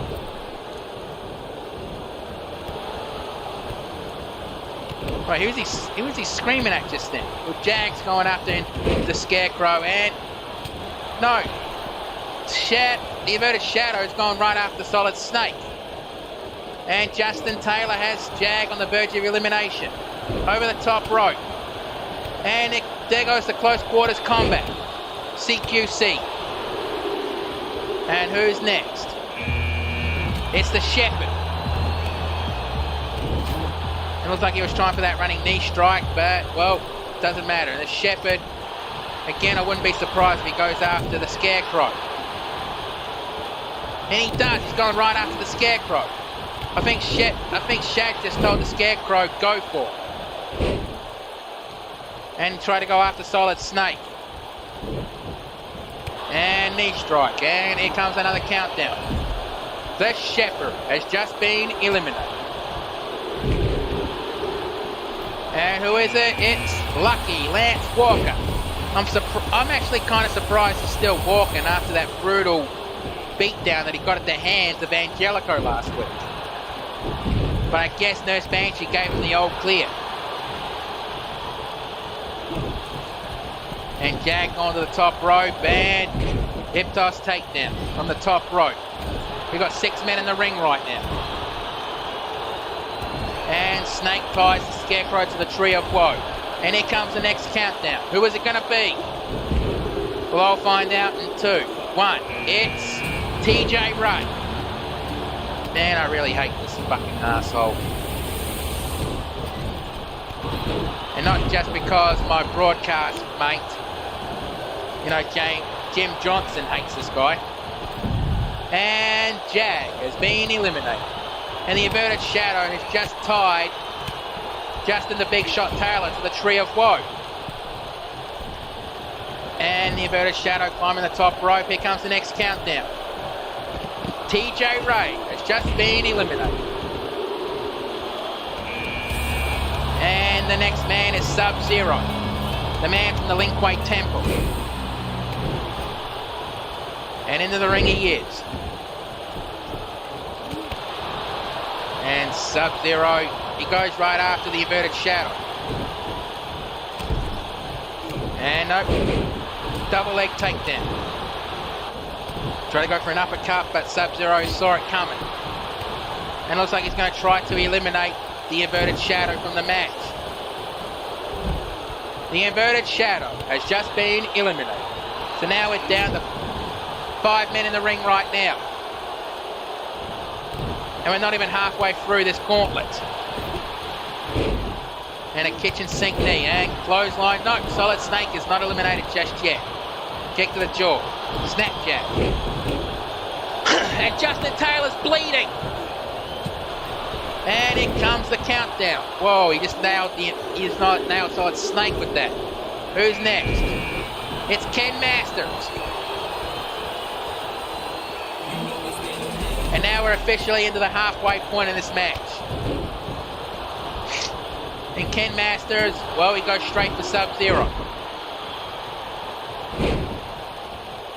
And Sub-Zero just brushed Ken Masters aside. Kick to the chest. Roundhouse kick. Super kick. Scarecrow has just been eliminated.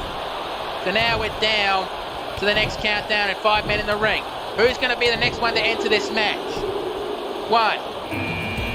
It's the made man, Tony Maroney. And Ken Masters could be eliminated, but not quite yet. Same with Solid Snake. Scratch that. Solid Snake has just been eliminated. And around he goes. And Ken Masters stops there. So now we all know. And whatever Justin Taylor was thinking there, Sub-Zero just brushed it off. Justin, the big shot Taylor, has just been eliminated. So who's next? It's Alcatraz. And his tag team partner just got eliminated from the match. So, and a Samoan drop. I think he's screaming at Lance Walker because he made him bleed. That belly-to-belly suplex. And Ken Masters has Sub-Zero on the ropes, and Sub-Zero has just been eliminated. Overhead punch, shot to the ribs. Elbow strike. Kick to the midsection core and leg takedown. Irish whip to the turnbuckles. And looks like Lance Walker and Alcatraz decided to change dance partners. And here comes the next countdown. Who is it going to be? 1, and it's the Punisher. Unlucky 13. And Lucky Lance Walker could be on the verge, and Lucky Lance Walker has just been eliminated. And, well, the Punisher and, well, the made man Tony Maroney would not be on the best of terms, considering the Punisher kills Mafia men. But while he's on this roster, he's not allowed to kill anyone backstage. Or he gave his word that he wouldn't because he's a man of his word. Here comes the next countdown. Who drew number 14? And there goes the truth or consequences from Alcatraz. It's Travis Touchdown, making his return to the ring. And elbow strike. Kick to the midsection core and roundhouse kick. He's telling Tony Maroney to bring it. I don't think he wants the Punisher. No, I think he was going after Alcatraz. Step over heel kick. And Travis psyching himself up, which was probably a mistake because he just got nailed with the Superman punch. And who's next? Number 15 is Texan Gamer 13. Would have been ironic if his number was actually 13, but meh, what can you do? And Irish whip into the turnbuckles. And Texan Gamer has just tied the Punisher to the tree of... Whoa. He's going for the coast to coast now in this match. Are you crazy? God damn it, kid. You could get yourself eliminated if you slip off. And Texan Gamer nails the coast to coast. Who's next? It's Junior Dragon. Number 16. And block that one. Slap to the chest. And elbow strike.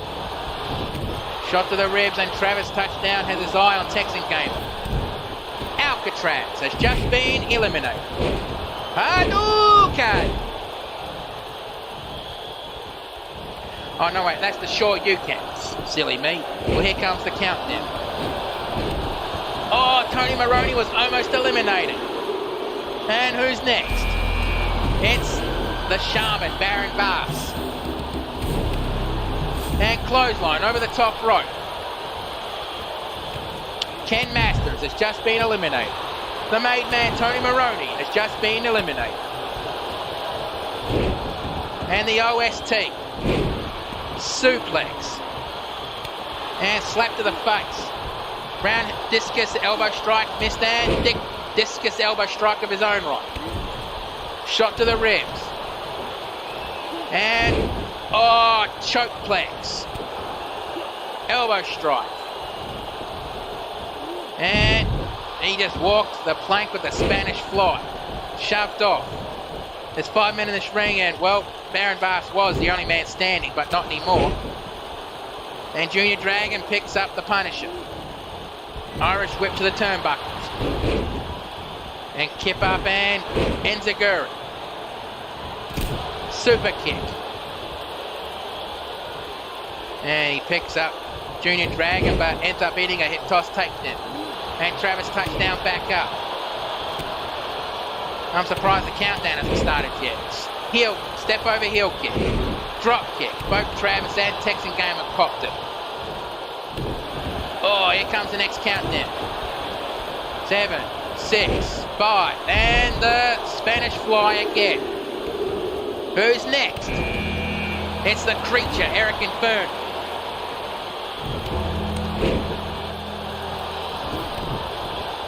Well, he luckily drew a high number. And the Punisher elbow strike, second elbow strike, and third elbow strike, and Junior Dragon has just been eliminated. And the Creature, Eric Infernal on the verge. No, Baron Bass is going to help him. The Creature, Eric Infernal, and the Punisher have just been eliminated. Oh, we're seeing a replay.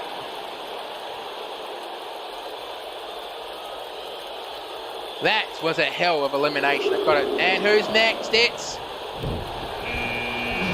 Be right back.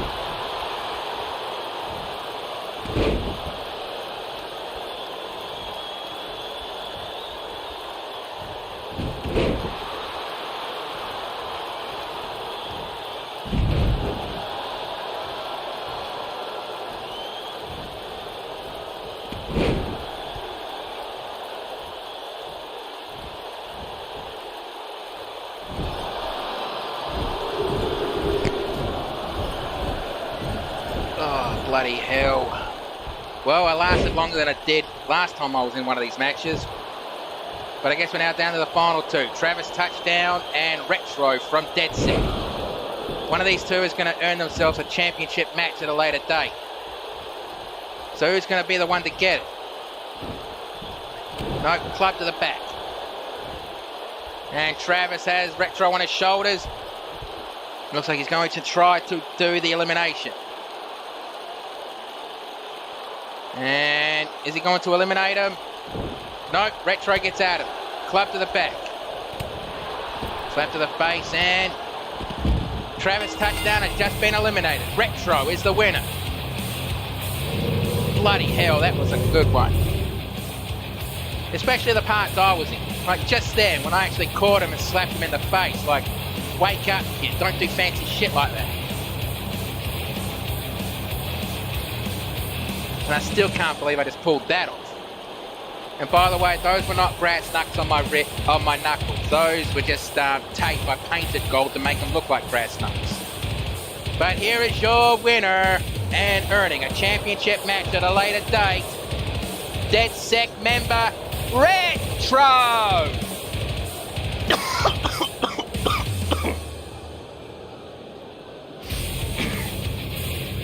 Well, what championship is Retro going to go for? We'll have to wait and see. But either way, congratulations, kid. You earned it. Now let's get to... Huh? Oh, wait. Scarecrow requested mic time?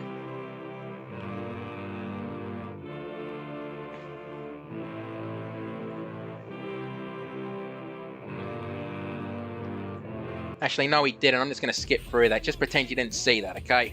As soon as it loads up, I'm skipping it.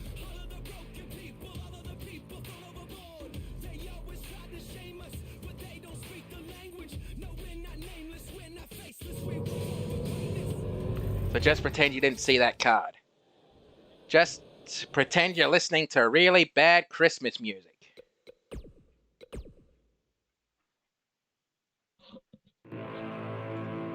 And we're back. In the next match, if I got my notes right here, it's for the CAW Women's Tag Team Championship.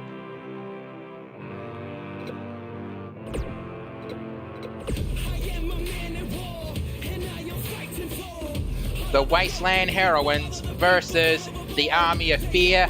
Well, this is going to be the last time they're going to be known as the Army of Fear, because starting next week, they're going to be known... Oh wait, those two are still going to be known as the Army of Fear. Okay, well, because it's their tag team name. The group is Unforgiven. The tag team name between them two is the Army of Fear. Okay then.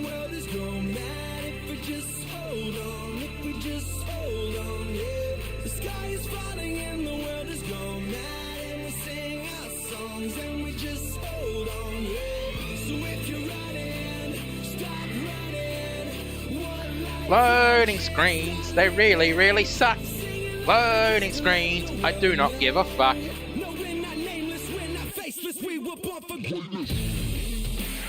Loading screens. I really, really shit. Loading screens, they will never be a hit. Alright. The following contest is scheduled for one fall, and it is for the CAW Women's Tag Team Championships. And here come the number one contenders. Well, they're the ones that accepted the open challenge in this match. Former tag team champions in their own right. In fact, Little Pip, the one not wearing the vest, if you don't know who that is CAW's first Triple Crown winner.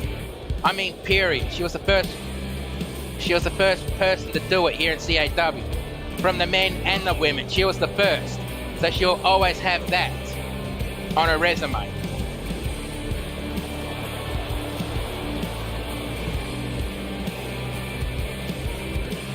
And into the ring they go, showing off as they do. Now remember, this match is going to be done XPWL style, Texas Tornado rules.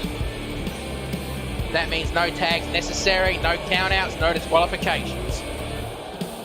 But pinfalls, to my understanding, have to be in the ring. And now here comes the champions.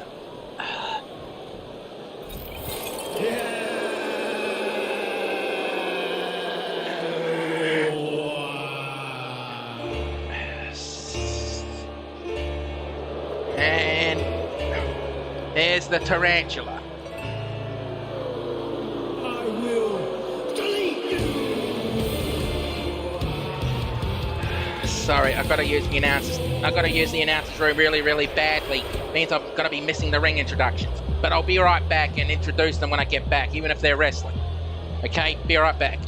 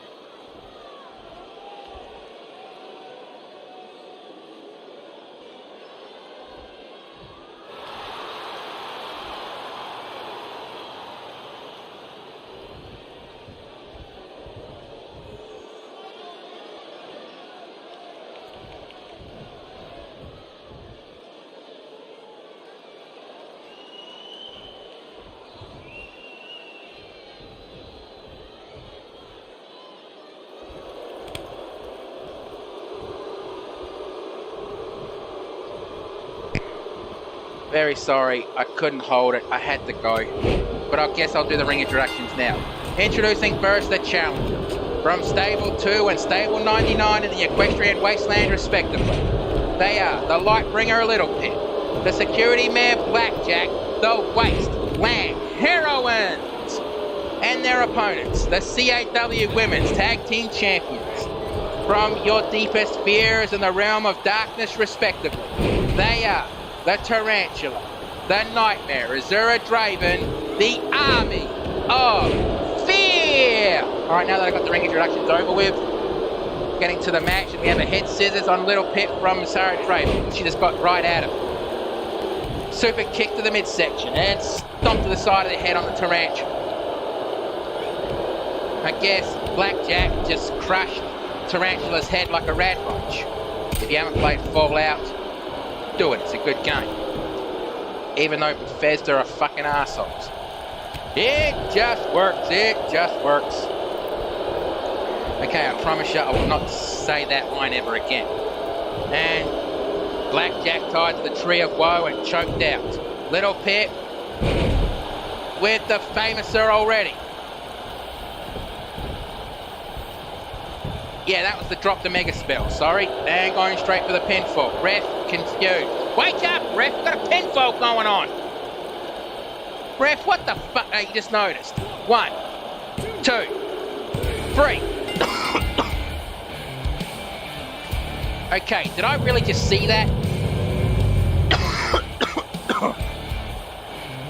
That match ended a little bit too quickly. But I guess dropping the mega spell really knocked out Asara Draven.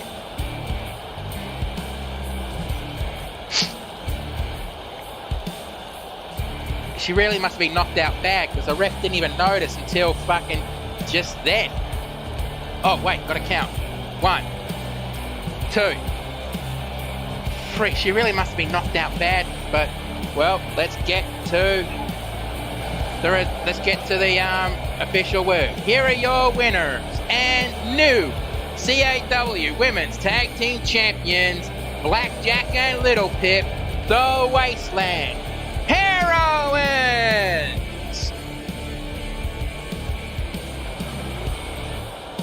And well, you can't deny that these two didn't deserve that one, but bloody hell, that was a bit too quick.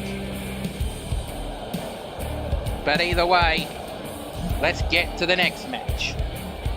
And this match, the construction crew is actually running down the ringside right now to definitely reinforce the ring to make sure it doesn't collapse under, well, the ton of humanity that's about to enter the ring. This match is going to be an 8-man elimination match, featuring 8 of the biggest men we have on the CAW roster. We have Violence, Robroman, Tonka Tough Steve Rowland, The Walking Apocalypse, Big Rig Dawson, Ragnarok, Colossus, and Sub-Zero. Now, originally, Vangelico was going to be in this match, but then CAW management remembered that Vangelico has been suspended and will not be here tonight. So they replaced him with Sub-Zero.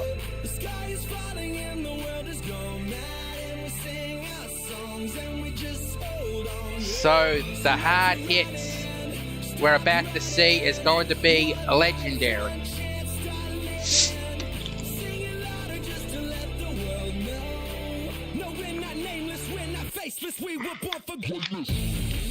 It is too bad that CAW does not have the equivalent of a super heavyweight or cruiserweight title.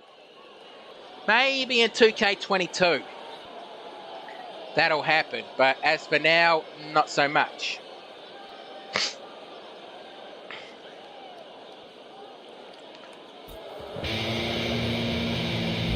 Ladies and gentlemen, the following contest is an 8-way elimination match.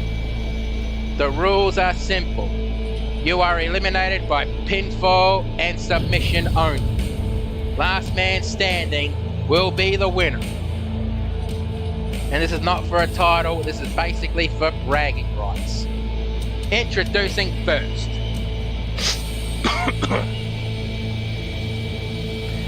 He is from Chroma City. He is known as Walking Armageddon, the ultimate hardcore. But you know him as the king of the super heavyweights. This is Violence!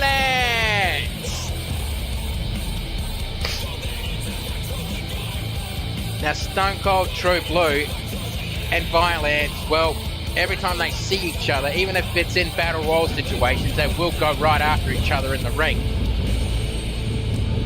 Now, after those two basically damn near destroy each other, you'd think they would not want... You're probably right there. This match could be measured on the Richter scale.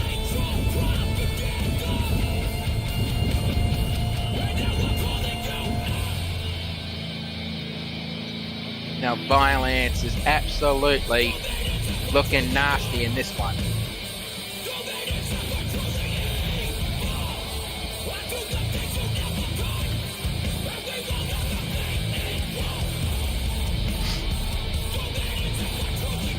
Well, I can't really say that with his face, but his body language actually spells out vicious right now.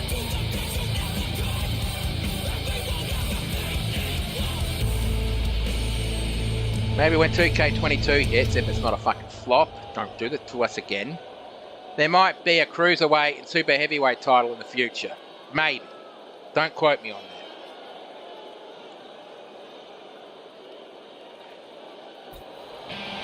And now introducing the next competitor in this match. He is from another time. He is the prototype Terminator, Roman. And Roman hasn't been seen on CAW TV for a while. Even before the hiatus, he hasn't been seen on our TV screens for a while, or computer screens, or mobile phone screens, or in the figment of your imagination.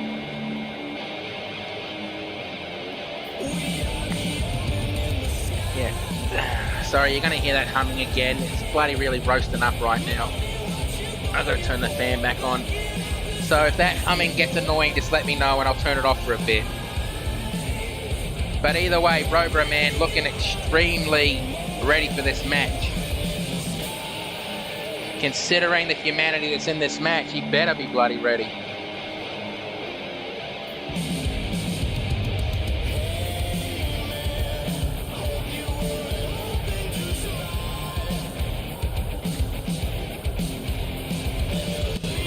We've only got 2 more matches after this one, and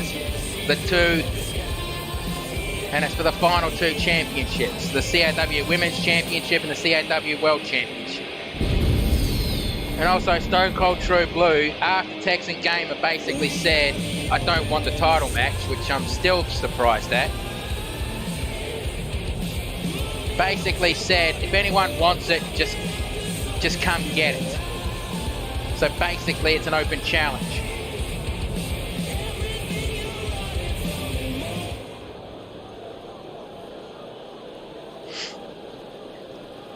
Okay, now introducing the next competitor in this match.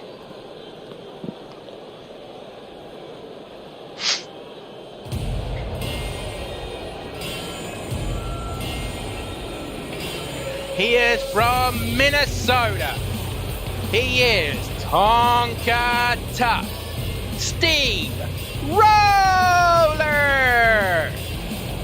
And Tonka Tough Steve Roller, he actually has proven that he is one hell of a strong bastard. I mean, he's held the super heavyweight title in both XPWL and YWL. Not at the same time, mind you, but he held both the titles.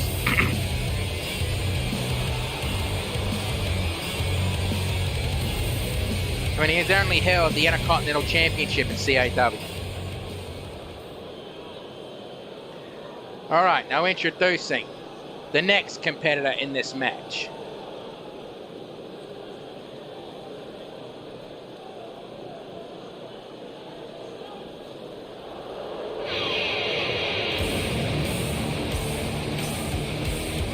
He is from Chroma City. He is the walking apocalypse. Now last week, CAW held a rematch the match that was held at Combat Zone, the Triple Threat Chroma City match. Ragnarok won the first one, and last week, well, Apocalypse won it. And Apocalypse representing YWO in this match. In fact, we saw Roman and Violence earlier. They are representing XPWL. And I think, Apocalypse will be feeling a bit outnumbered because he's the only guy from YWL here tonight. Well, in this match at least.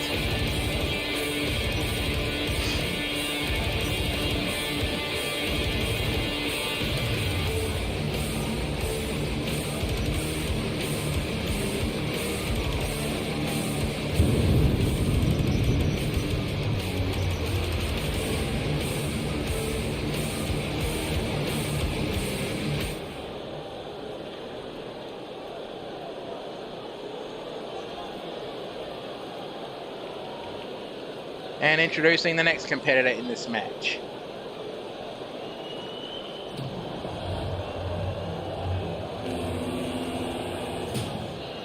From the Motor City in Detroit, Michigan, He is the truck driver for the CAW, Big Rig Dawson.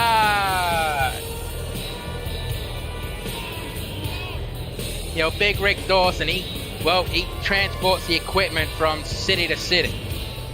He'll even show up extremely early so he can help set the arena up. He doesn't ask for payment to do it, he just does it because he said it's one hell of a workout.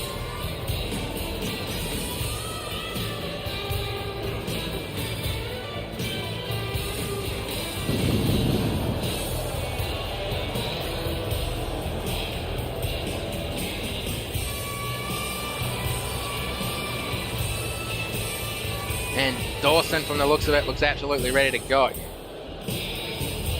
The thing is, old men in this match are actually super heavyweights. Their weight class is in the super heavyweight territory.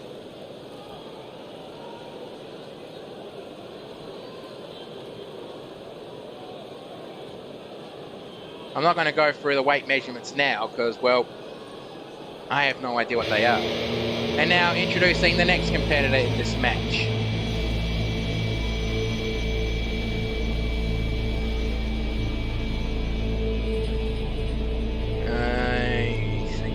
Thinking of.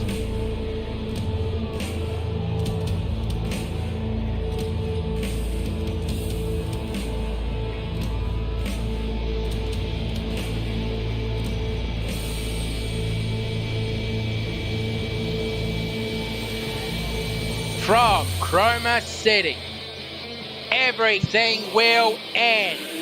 Ragnarok! And Ragnarok, in his first performance at CAW Combat Zone, well, impressed a lot of people. Even though a lot of people said that because he didn't deliver the final blow, that he kind of, well, lucked his way into that first victory.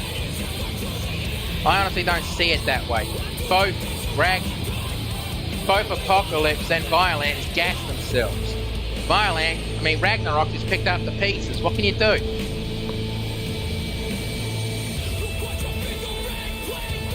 Can't take that away from that being a really, really good match.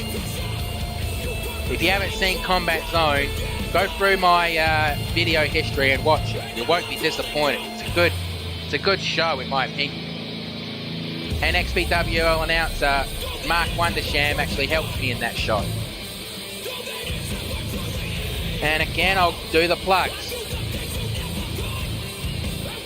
Tune in to Rakidna, aka Rakadol's YouTube channel, to watch his newest pay-per-view, December of Desolation. Tune in to Texan Gamer 13's YouTube channel, for very soon he will upload his pay-per-view, Winter Lockdown. And tune in to Melissa Earwing's YouTube channel because they just uploaded their pay-per-view.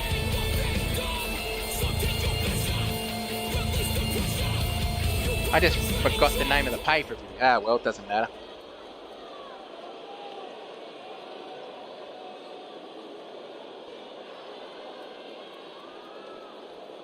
But either way, introducing who I believe, if it's the guy I'm thinking of, it's the final competitor in this match. Let's see. Nope, it's not. Introducing from Norway, he is the big man, Colossus. A man who basically embodies the Viking lifestyle. Now, can't just say this for Colossus, I'd say this for everyone in this match. You, the TV screen or computer screen or mobile screen or tablet screen or your imagination does not do the size of these guys justice. You have to see them in real time. These guys are huge.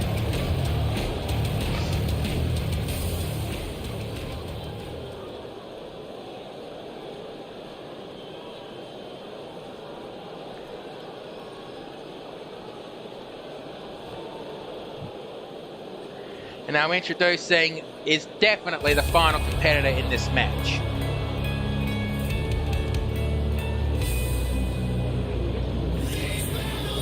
from the Linkway Temple in Earthrealm, he is the Cryomantic Ninja. This is Sub-Zero!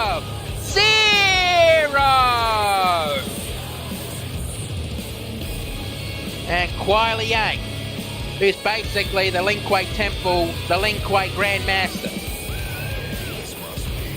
Now he actually did promise when he signed the contract, that he is a man of his word, he will not use his cryomantic magic in this match. And he's lived up to that promise, he's never used it.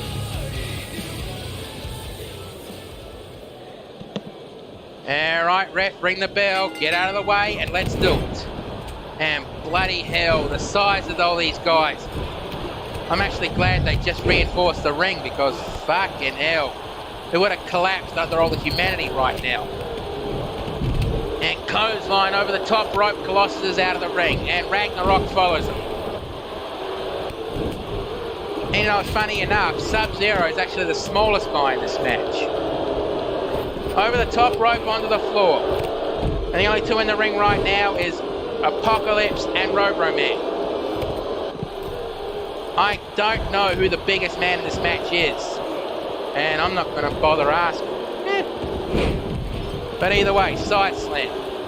And clothesline on the violence from Big Rick Dawson, and side slam from Sub-Zero to Tonka Tough Steve Roller. And try to tear the shop. This is the kind of match you definitely need more than one person to help you call. Ripcord knee after Apocalypse was thrown over the top rope. And looks like Robo-Man's trying to tear the head off Sub-Zero's shoulders. Elbow strike. Overhead punch. Uppercut. And Hurricanrana. And no, that is not ice. Besides, the arena did not want us doing it on the ice, so we actually had mats that actually looked like ice placed down. Kick to the midsection and side slam. Now stomp behind the knee and really wrenching down. Colossus and Ragnarok. I'm surprised those two are going at each other right now. I mean, one is a Viking and the other one's name basically means the end of, well, the world, which is Viking lore. DDT on the ring apron. Oh, this is false count anywhere. So the ref's going to have a lot of cardio in this match because he just ran around the ring. And looks like Sub-Zero is doing a running powerbomb. And no, not going for the pinfall. Tonka Tough just bloody Irish whipped Apocalypse into the ring. And headbutt. And ref running, going for the pinfall. One, kick out. Leg sweep takedown.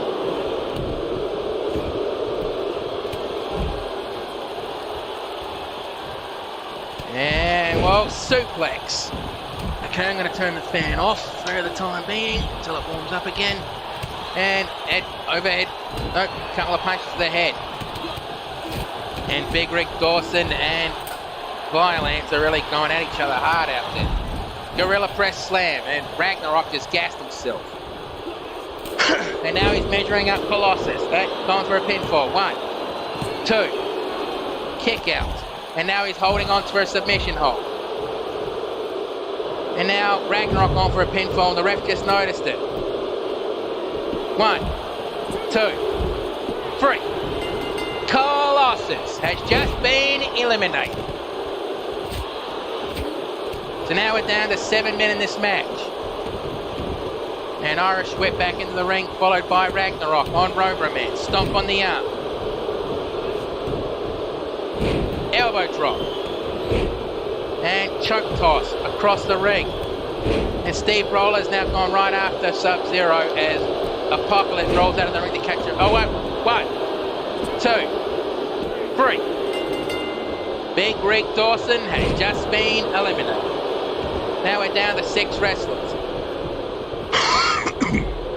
and Tonka Tough Steve Roller rolls out of the ring. Yeah, I know what I said. The catch a breather. And Ragnarok just rolls right on top of him. That's technically a pinfall, ref. Come on.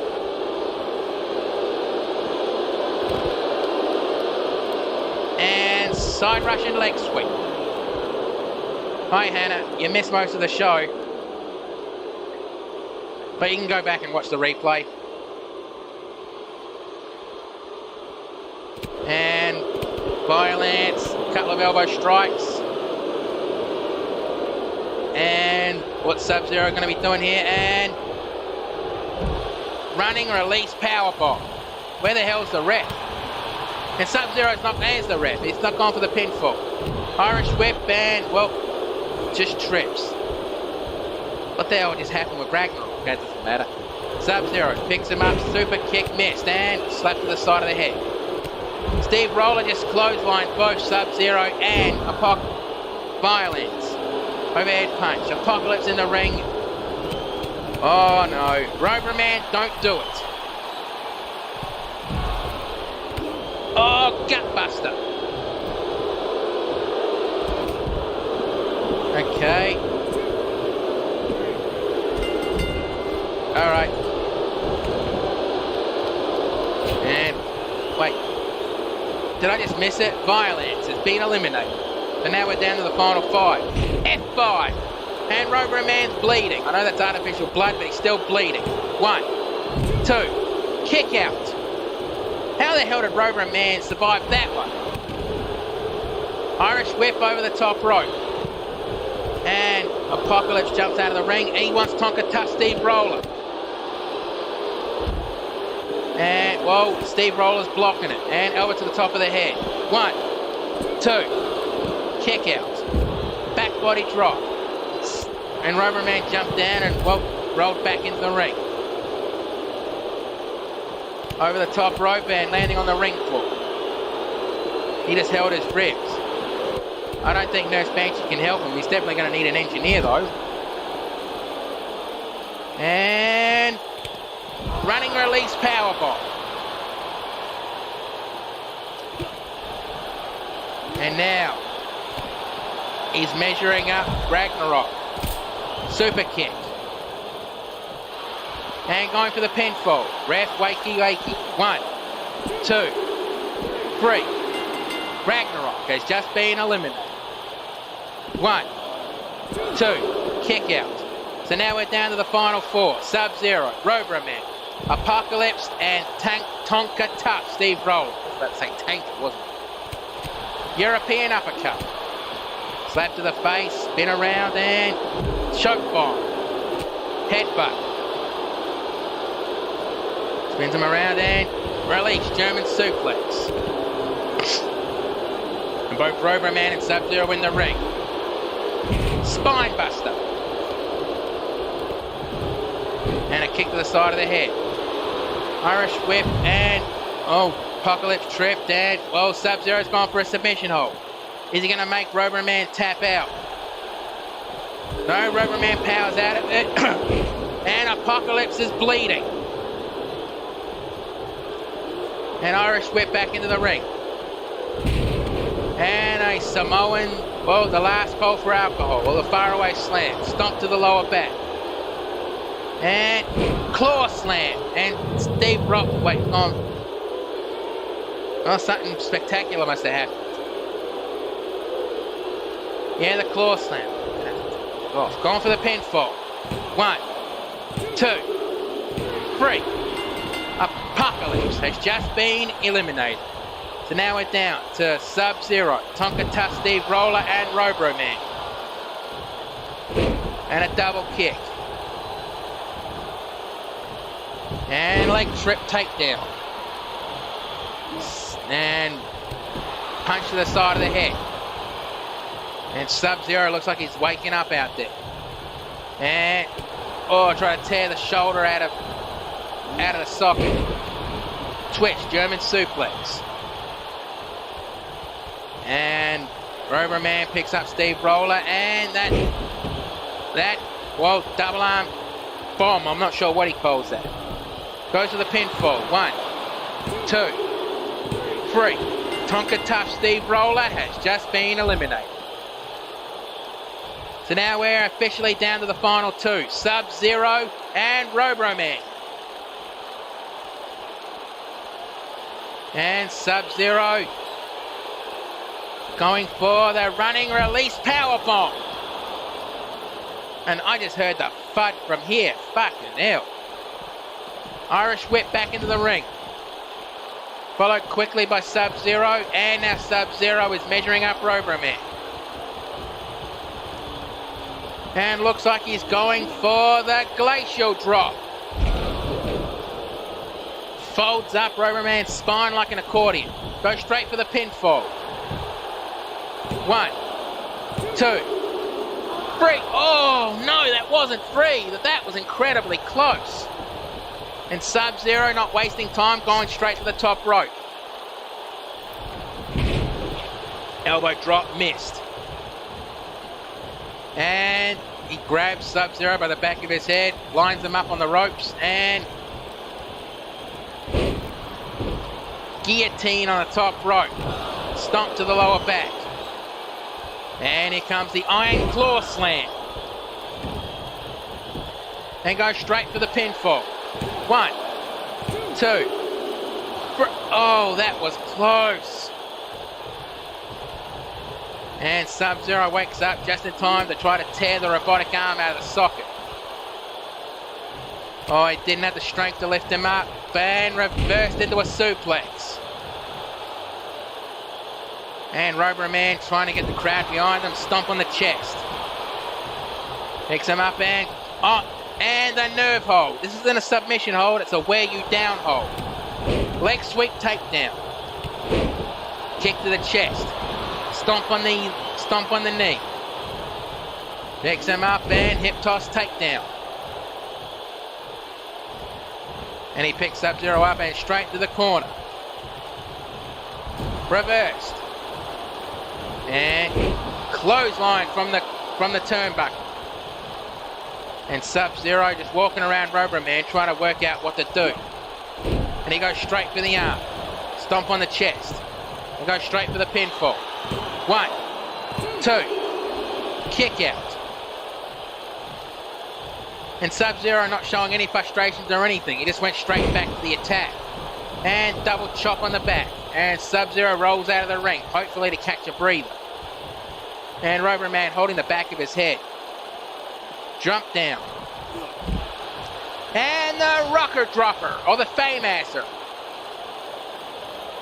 And Sub-Zero again going for the running powerbomb. And Sub-Zero, he's not going for the pinfall. He picks up Robroman. Roundhouse kick. Kick core and elbow drop, elbow strike on the knee. Kick to the midsection. And on the shoulders, F-bar. Gassed himself, but he still has enough to go for the pinfall. 1, 2, kick out. And Sub-Zero not wasting any time, trying to go for a leg sweep, but Robroman saw it coming and jumped it. Big boot. And tried to do something, but Sub-Zero reversed it into a DDT. Picks him up. Jawbreaker.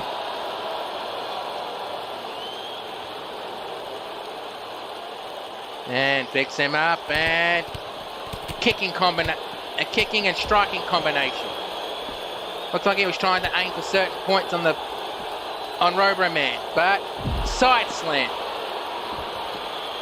Okay, someone's going to have to tell Robroman to stop having 5-star matches on CAW Thursday Night Anarchy.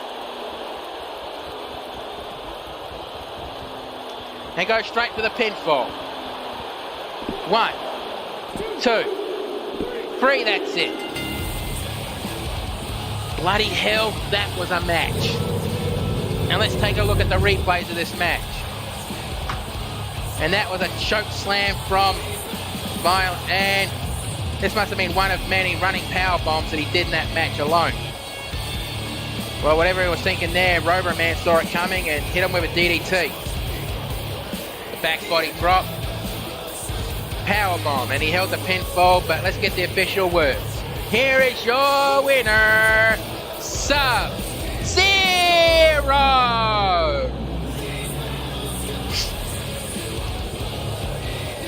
That's fine.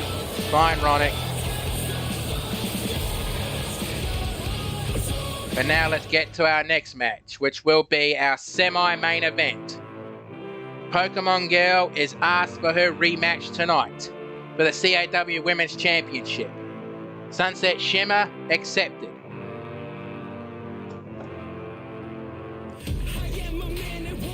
The PWO already failed to capture the International Women's Championship, but will they fail to defend the CAW Women's Championship? Only time will tell in this match.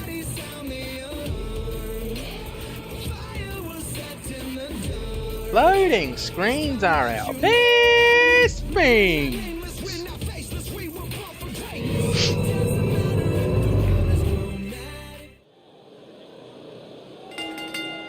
Ladies and gentlemen, may I have your attention please? This is your semi-main event of the evening, and it is for the CAW Women's Championship. Introducing first. And here comes the woman cashing in her rematch clause tonight. Pokemon Girl. She actually did have a hell of a run with that championship.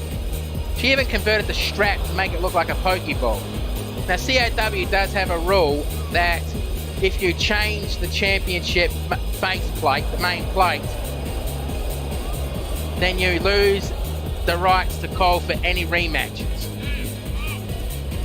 Pokemon Girl only changed, the strap, so she got to cash in her rematch tonight. It looks like she's just gone for a classic Pikachu attire.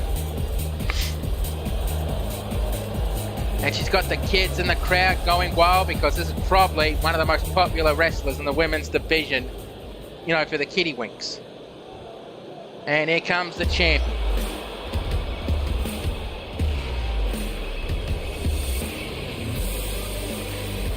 Now basically this is the second week in a row Sunset Shimmer has defended that championship. Last week she defended it against Painset Shimmer Cakes.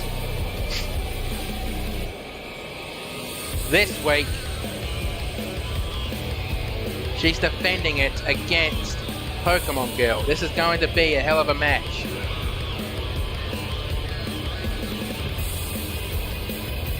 And Painset definitely is going to have to be ready for this match because she knows what kind of a competitor Pokemon Girl is.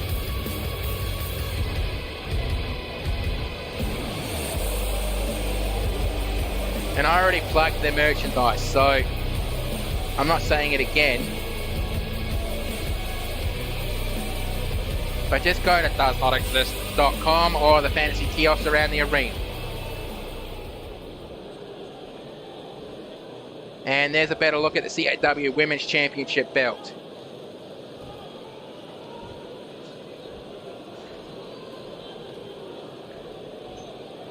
Introducing first, the challenger. From Rhyme City, this is Pokemon Girl. And her opponent, from Canterlot High, she is the CAW Women's Champion, the leader of the PWO, Sunset Shimmer. And now here comes the championship ceremony. Sunset hands the belt to the ref. Ref will go over and show Pokemon Girl. And then throwing it up into the air, signifying that the championship is on the line. Okay, Pokemon Girl is ready. Sunset Shimmer is ready. Right, ref, ring that bell. Let's do this. And tried to go for a running knee strike, but, well, tried to hit it a bit too soon and missed. Come on, ref, break him up. Break him up. Good, clean break. Oh, Sunset Shimmer accidentally speared the referee. Ba-da-dum, bump, bump. Another ref takes the bump. Yeah, bump, bump, bump. Oh, I've been waiting to do that for a while. And takedown and headlock. Overhead punch. And slap to the face, and what's Pokemon Girl doing? And really lanes into that front slam. Jawbreaker. Clothesline and, well, guillotined on the middle rope. And Pokemon Girl, used the top rope to her advantage in that one. And tried to go for a slap, but missed, and slap missed again. And running knee strike. She didn't miss it that time. And picks up Pokemon Girl, going for a chin lock and, well, a modified neck breaker. And jawbreaker. Takedown and mounted punches. And Sunset basically just tossed Pokemon Girl off her. Pokemon Girl, European uppercut. And on the shoulders, what you going to do here? And, well, try to go for a Death Valley driver, but Pokemon Girl landed on her feet. And about breaking her ankles because she was working with heels. And a power bomb into the buckles, a buckle bomb if you will. Picks her up, super kick, European uppercut. That's usually a setup for it. Yep, she's going for it. And here comes the bolt tackle. It missed. Superman punch. And go straight for the pinfall. 1, 2, kick out. And Sunset can't believe it. And Sunset gone to the top rope. Spins around and Phoenix Splash. And not going for the pinfall. That's probably going to be a mistake. And slams the knee of Pokemon Girl right to the mat. Stomps on the other knee. And looks like she's gone for that modified Indian Deathlock. The reverse, figure 4. And Pokemon Girl powers right at him. And an elbow strike under the forehead of Pain Set Shimmer Cakes. Kick caught. Takedown. And going for the scorpion tail. Kicked off. Man, this is a real back and forth match. The kind of action I love seeing. Overhead punch missed. And running knee strike. And Pokemon Girl measuring up Pain Sunset Shimmer Cakes. Sorry, those two are alike. Give me a break. Neck breaker. And going for the pinfall. 1. Kick out. And Pokemon Girl picks up Sunset and, well, into the referee's lock and shoved off. Superman punch. Stomp missed. Kick to the ribs. Sunset. Well, Sunset flip powerbomb. But Sunset not going for the pinfall straight away. Oh, she's going for it now. Going for the pinfall. 1, 2, kick out. And she can't believe that. And, well, she's measuring up Pokemon Girl. What's she going to go for here? And the Sunset flip powerbomb again. 1, 2, kick out. She picks her up and by her hair tosses her across the ring. Stomp on the shoulder.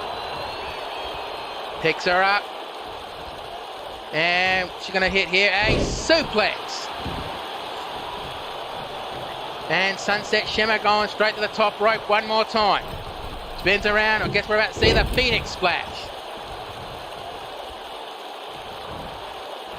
And she picks up Pokemon Girl. Superman punch. No, swatted away. Kick to the midsection. Try to go for a spear, but Pokemon Girl leapfrogs with a split.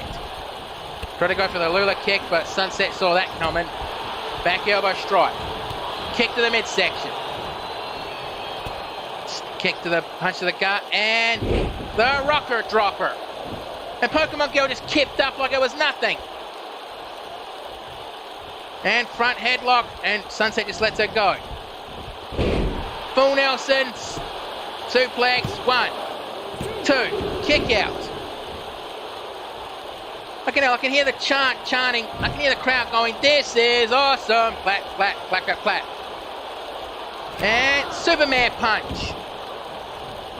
Stomp missed. Kick to the side of the head, snap jab. Kick to the midsection. Step up face kick. And now Sunset is measuring up Pokemon Girl. And now she's going for her Sunset leg drop. Dragging Pokemon Girl away from the ring. Ropes, going for the pinfall. 1, 2, 3, that's it. Oh, bloody hell. That was an awesome match. I'd hate to be the match following that, and funny enough, the next match is the main event. Oh, no replays, alright. Here is your winner and still CAW Women's Champion, Sunset Shimmer. And she's offering a hand to Pokemon Girl, and Pokemon Girl takes it. That's good sportsmanship right there. Holding up the hand. And, well, that was a match which I'd honestly hate to be the one to follow that. And now, let's get to our main event match. Who was the one that... Oh, it was TNT! TNT accepted Stone Cold True Blue's challenge. I was wondering why TNT wasn't in the gauntlet.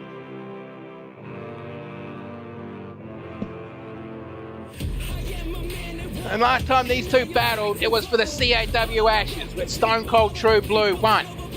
But tonight, the stakes are a lot higher. For the CAW World Championship.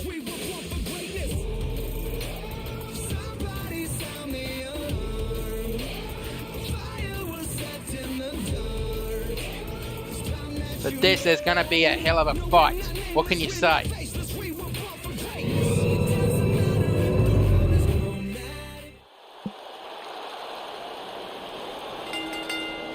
Ladies and gentlemen, can I have your attention please?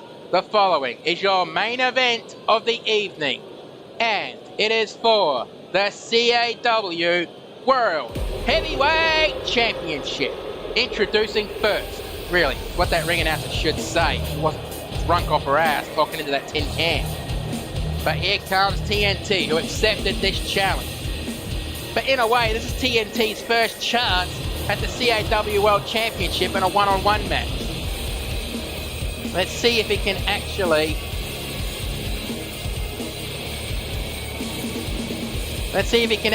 capture the championship.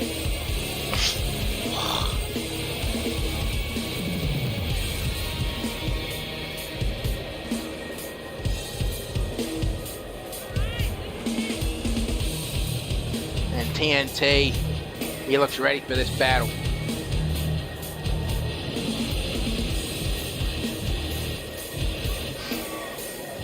And slides under the bottom right.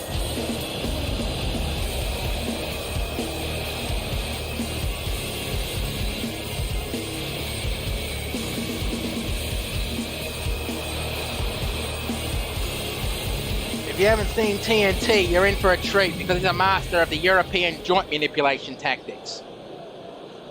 And here comes the champion. When the glass shatters, watch the roof get blown off the arena. And here he comes, carrying his custom-made CAW World Championship belt.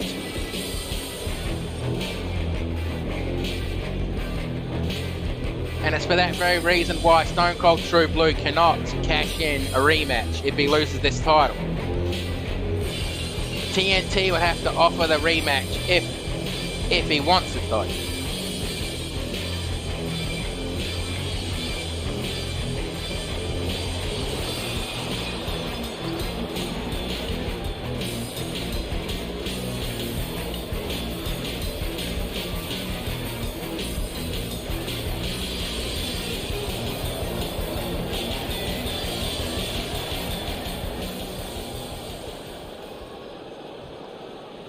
Okay.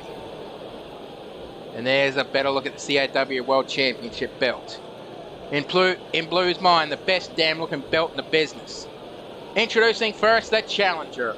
From Blackpool, England, this is TNT! Not doing it, not doing the oi oi thing.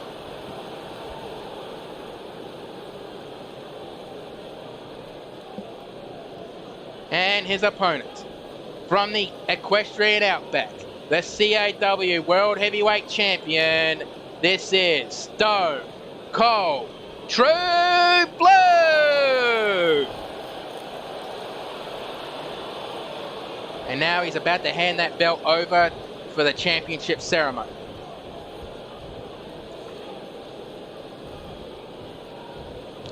Quickly goes over and shows TNT. TNT looks at it and nods. Referee throws it over his head, and that signifies the championship is on the line. Right, TNT is ready. Stone Cold True Blue is ready. Right, ring the bell, and let's get this main event started. And going into, oh, not a referee's locker, gutbuster to start the match off. Stone Cold picks up TNT into the kneeling position, overhead punch, missed, copped a shot to the midsection. Clothesline. And kick to the chin. And another kick caught into a dragon screw leg whip. Kick to the chest. TNT picks him up, no, and short arm clothesline. Kick to the chest, caught into another dragon screw leg whip. Kick to the chest, caught, and dragon screw leg whip. And I guess we're about to witness dragon screw leg whip city. Nope, maybe not. And try to go for a suplex, but a knee strike caught him on the top of the forehead. Irish whip to the turnbuckle, back elbow strike. Running bulldog.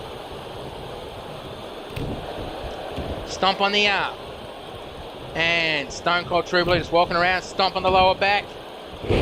And slams the back of his head into the mat. Stone Cold True Blue climbs to the top rope. He's telling TNT to get up on his feet. And, well, Blue mistimed that one. Spins him around and Irish whip to the turnbuckles. Back elbow strike. Core and elbow drop to the knee. Snap suplex. Stomp on the arm. And is he going for the slot machine? 3-7, jackpot. And TNT picks him up, no, shoulder tackle. Stomp, missed. Overhead punch. And backbreaker. Picks him up. Stunner. Go straight for the pinfall. 1, 2, kick out. And Stone Cold True Blue can't believe TNT kicked out of that. If I'm sounding a bit froggy, I'm sorry. I've been nearly talking for 3 hours straight. And going straight for the chin lock, no, reversed it. Forearm strike, roundhouse kick to the midsection. Clothesline over the top rope. And Stone Cold True Blue rolls out of the ring. He picks up TNT. And hammerlock, back elbow strike. And rolls back into the ring and on the shoulders. And he's gone for the backpack stunner. The outback stunner, I meant. Outback stunner. Bloody hell. XPWO and YWL got me doing it now. And going straight for the pinfall. 1, 2. Kick out. And Blue screaming that should have been 3. I think TNT barely kicked out of that. And Blue telling TNT what he thinks of him. Kick to the top of the head. Clothesline over the top rope onto the floor. And TNT basically kneeled down and screamed at Blue, get in the ring. Let's finish this in the ring. He keeps screaming at him to get in. And Blue obliges. Spins him around. And, oh, really wrenching on the knee. Stomp on the arm. Stomp on the shoulder. He picks him up, hip toss takedown. Overhead punch caught and shot to the midsection. And TNT has just lit the fuse. Gone for the pinfall. 1, 2, kick out. And TNT can't believe that True Blue just kicked out of that. And barely at that. And what's TNT doing? And clothesline. Second clothesline.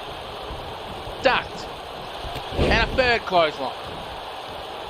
He picks Stone Cold True Blue up. Kick to the midsection. And back body drop. He couldn't do it. Stomp to the face. It looks like he was trying to break TNT's nose. And a knee strike to the side of the head. And our Stone Cold True Blue is measuring TNT. And looks like we're about to see another Outback Stunner. Takes him to a better part of the ring and nails the Outback Stunner. And, oh, landed on the ropes. That looked like it hurt. And going straight for the pinfall. 1, 2. Kick out! Bloody hell, I am surprised at that one. And from the looks of it, so is Stone Cold True Blue. And Hurricanrana. And now TNT is measuring up Stone Cold True Blue. And nope, didn't hit it. Ends up copping a knee strike and stunner. And dives straight to the pinfall. 1, 2. Kick out. And Blue's showing frustrations, like he can't believe TNT just kicked out of that. And going for a mudhole stomp. And now it's trying to twist the head off TNT's shoulders. Really wrenching. Slams him down to the mat. And now he's measuring up TNT to deliver the backpack stunner, Outback Stunner. No, TNT reversed it into a drop toe hold. And looks like TNT, oh, I thought he was going to light the fuse. Back elbow strike and TNT is busted open. And Stone Cold True Blue puts TNT into the kneeling position, but then puts him in a front headlock. Really wrenching back. Is TNT going to tap or snap?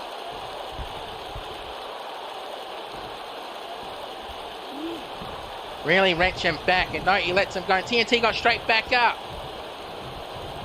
And slapped his arm and tried to go for a kick to the midsection, caught. And oh, TNT really oh, bloody hell.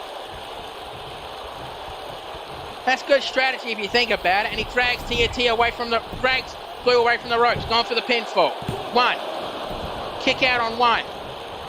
I'm not surprised, honestly. Kick between the shoulder blades and Blue got straight back up. Running Bulldog. And stomp to the lower back. And slams the back of his head into the mat. And now Blue, again, is measuring up TNT for the Outback Stunner.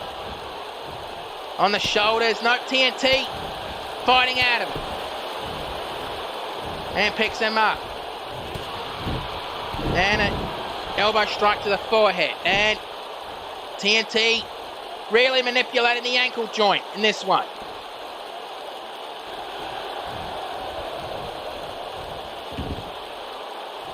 And kick to the back of the knee. Right onto the thigh. Rolls him onto his back. Guess we're about to see the surfboard stretch. Nope. Oh, bloody hell. Slams both his knees. And now TNT is measuring up Stone Cold True Blue one more time. And again, Blue makes sure that he couldn't nail the detonator. Clothesline. And Blue picks up TNT. Kick to the midsection and nope, reversed. And TNT, one more time, is measuring up Stone Cold True Blue. Elbow strike. And he's about to hit the detonator. And go straight to the pinfall. 1, 2, 3, that's it. Oh, bloody hell, I don't believe it. That was a fucking brutal match. We have to see the replays of this match. And right here, whoa, we're not going to see the full one. And the knee, elbow, knee to the gut. And one of the stunners that he pulled in this match. And the drops and the double leg takedown. And this is, I think, didn't show all of it. But let's get the official word. Here is your winner and new CAW World Heavyweight Champion, TNT. And bloody hell, you can see TNT. The lights are kind of on. But I think he's definitely going to have to see Nurse Banshee after this match. Now, normally, I would check to see if there's any injuries. But tonight, because this was a supercard show, I'm not going to do that. So that's the end of the show tonight. Thank you for watching. and happy holidays to everyone around the world, whichever holiday you follow. You don't have to go home, but you can't stay here. Have yourselves a good one and be safe in the world, no matter where you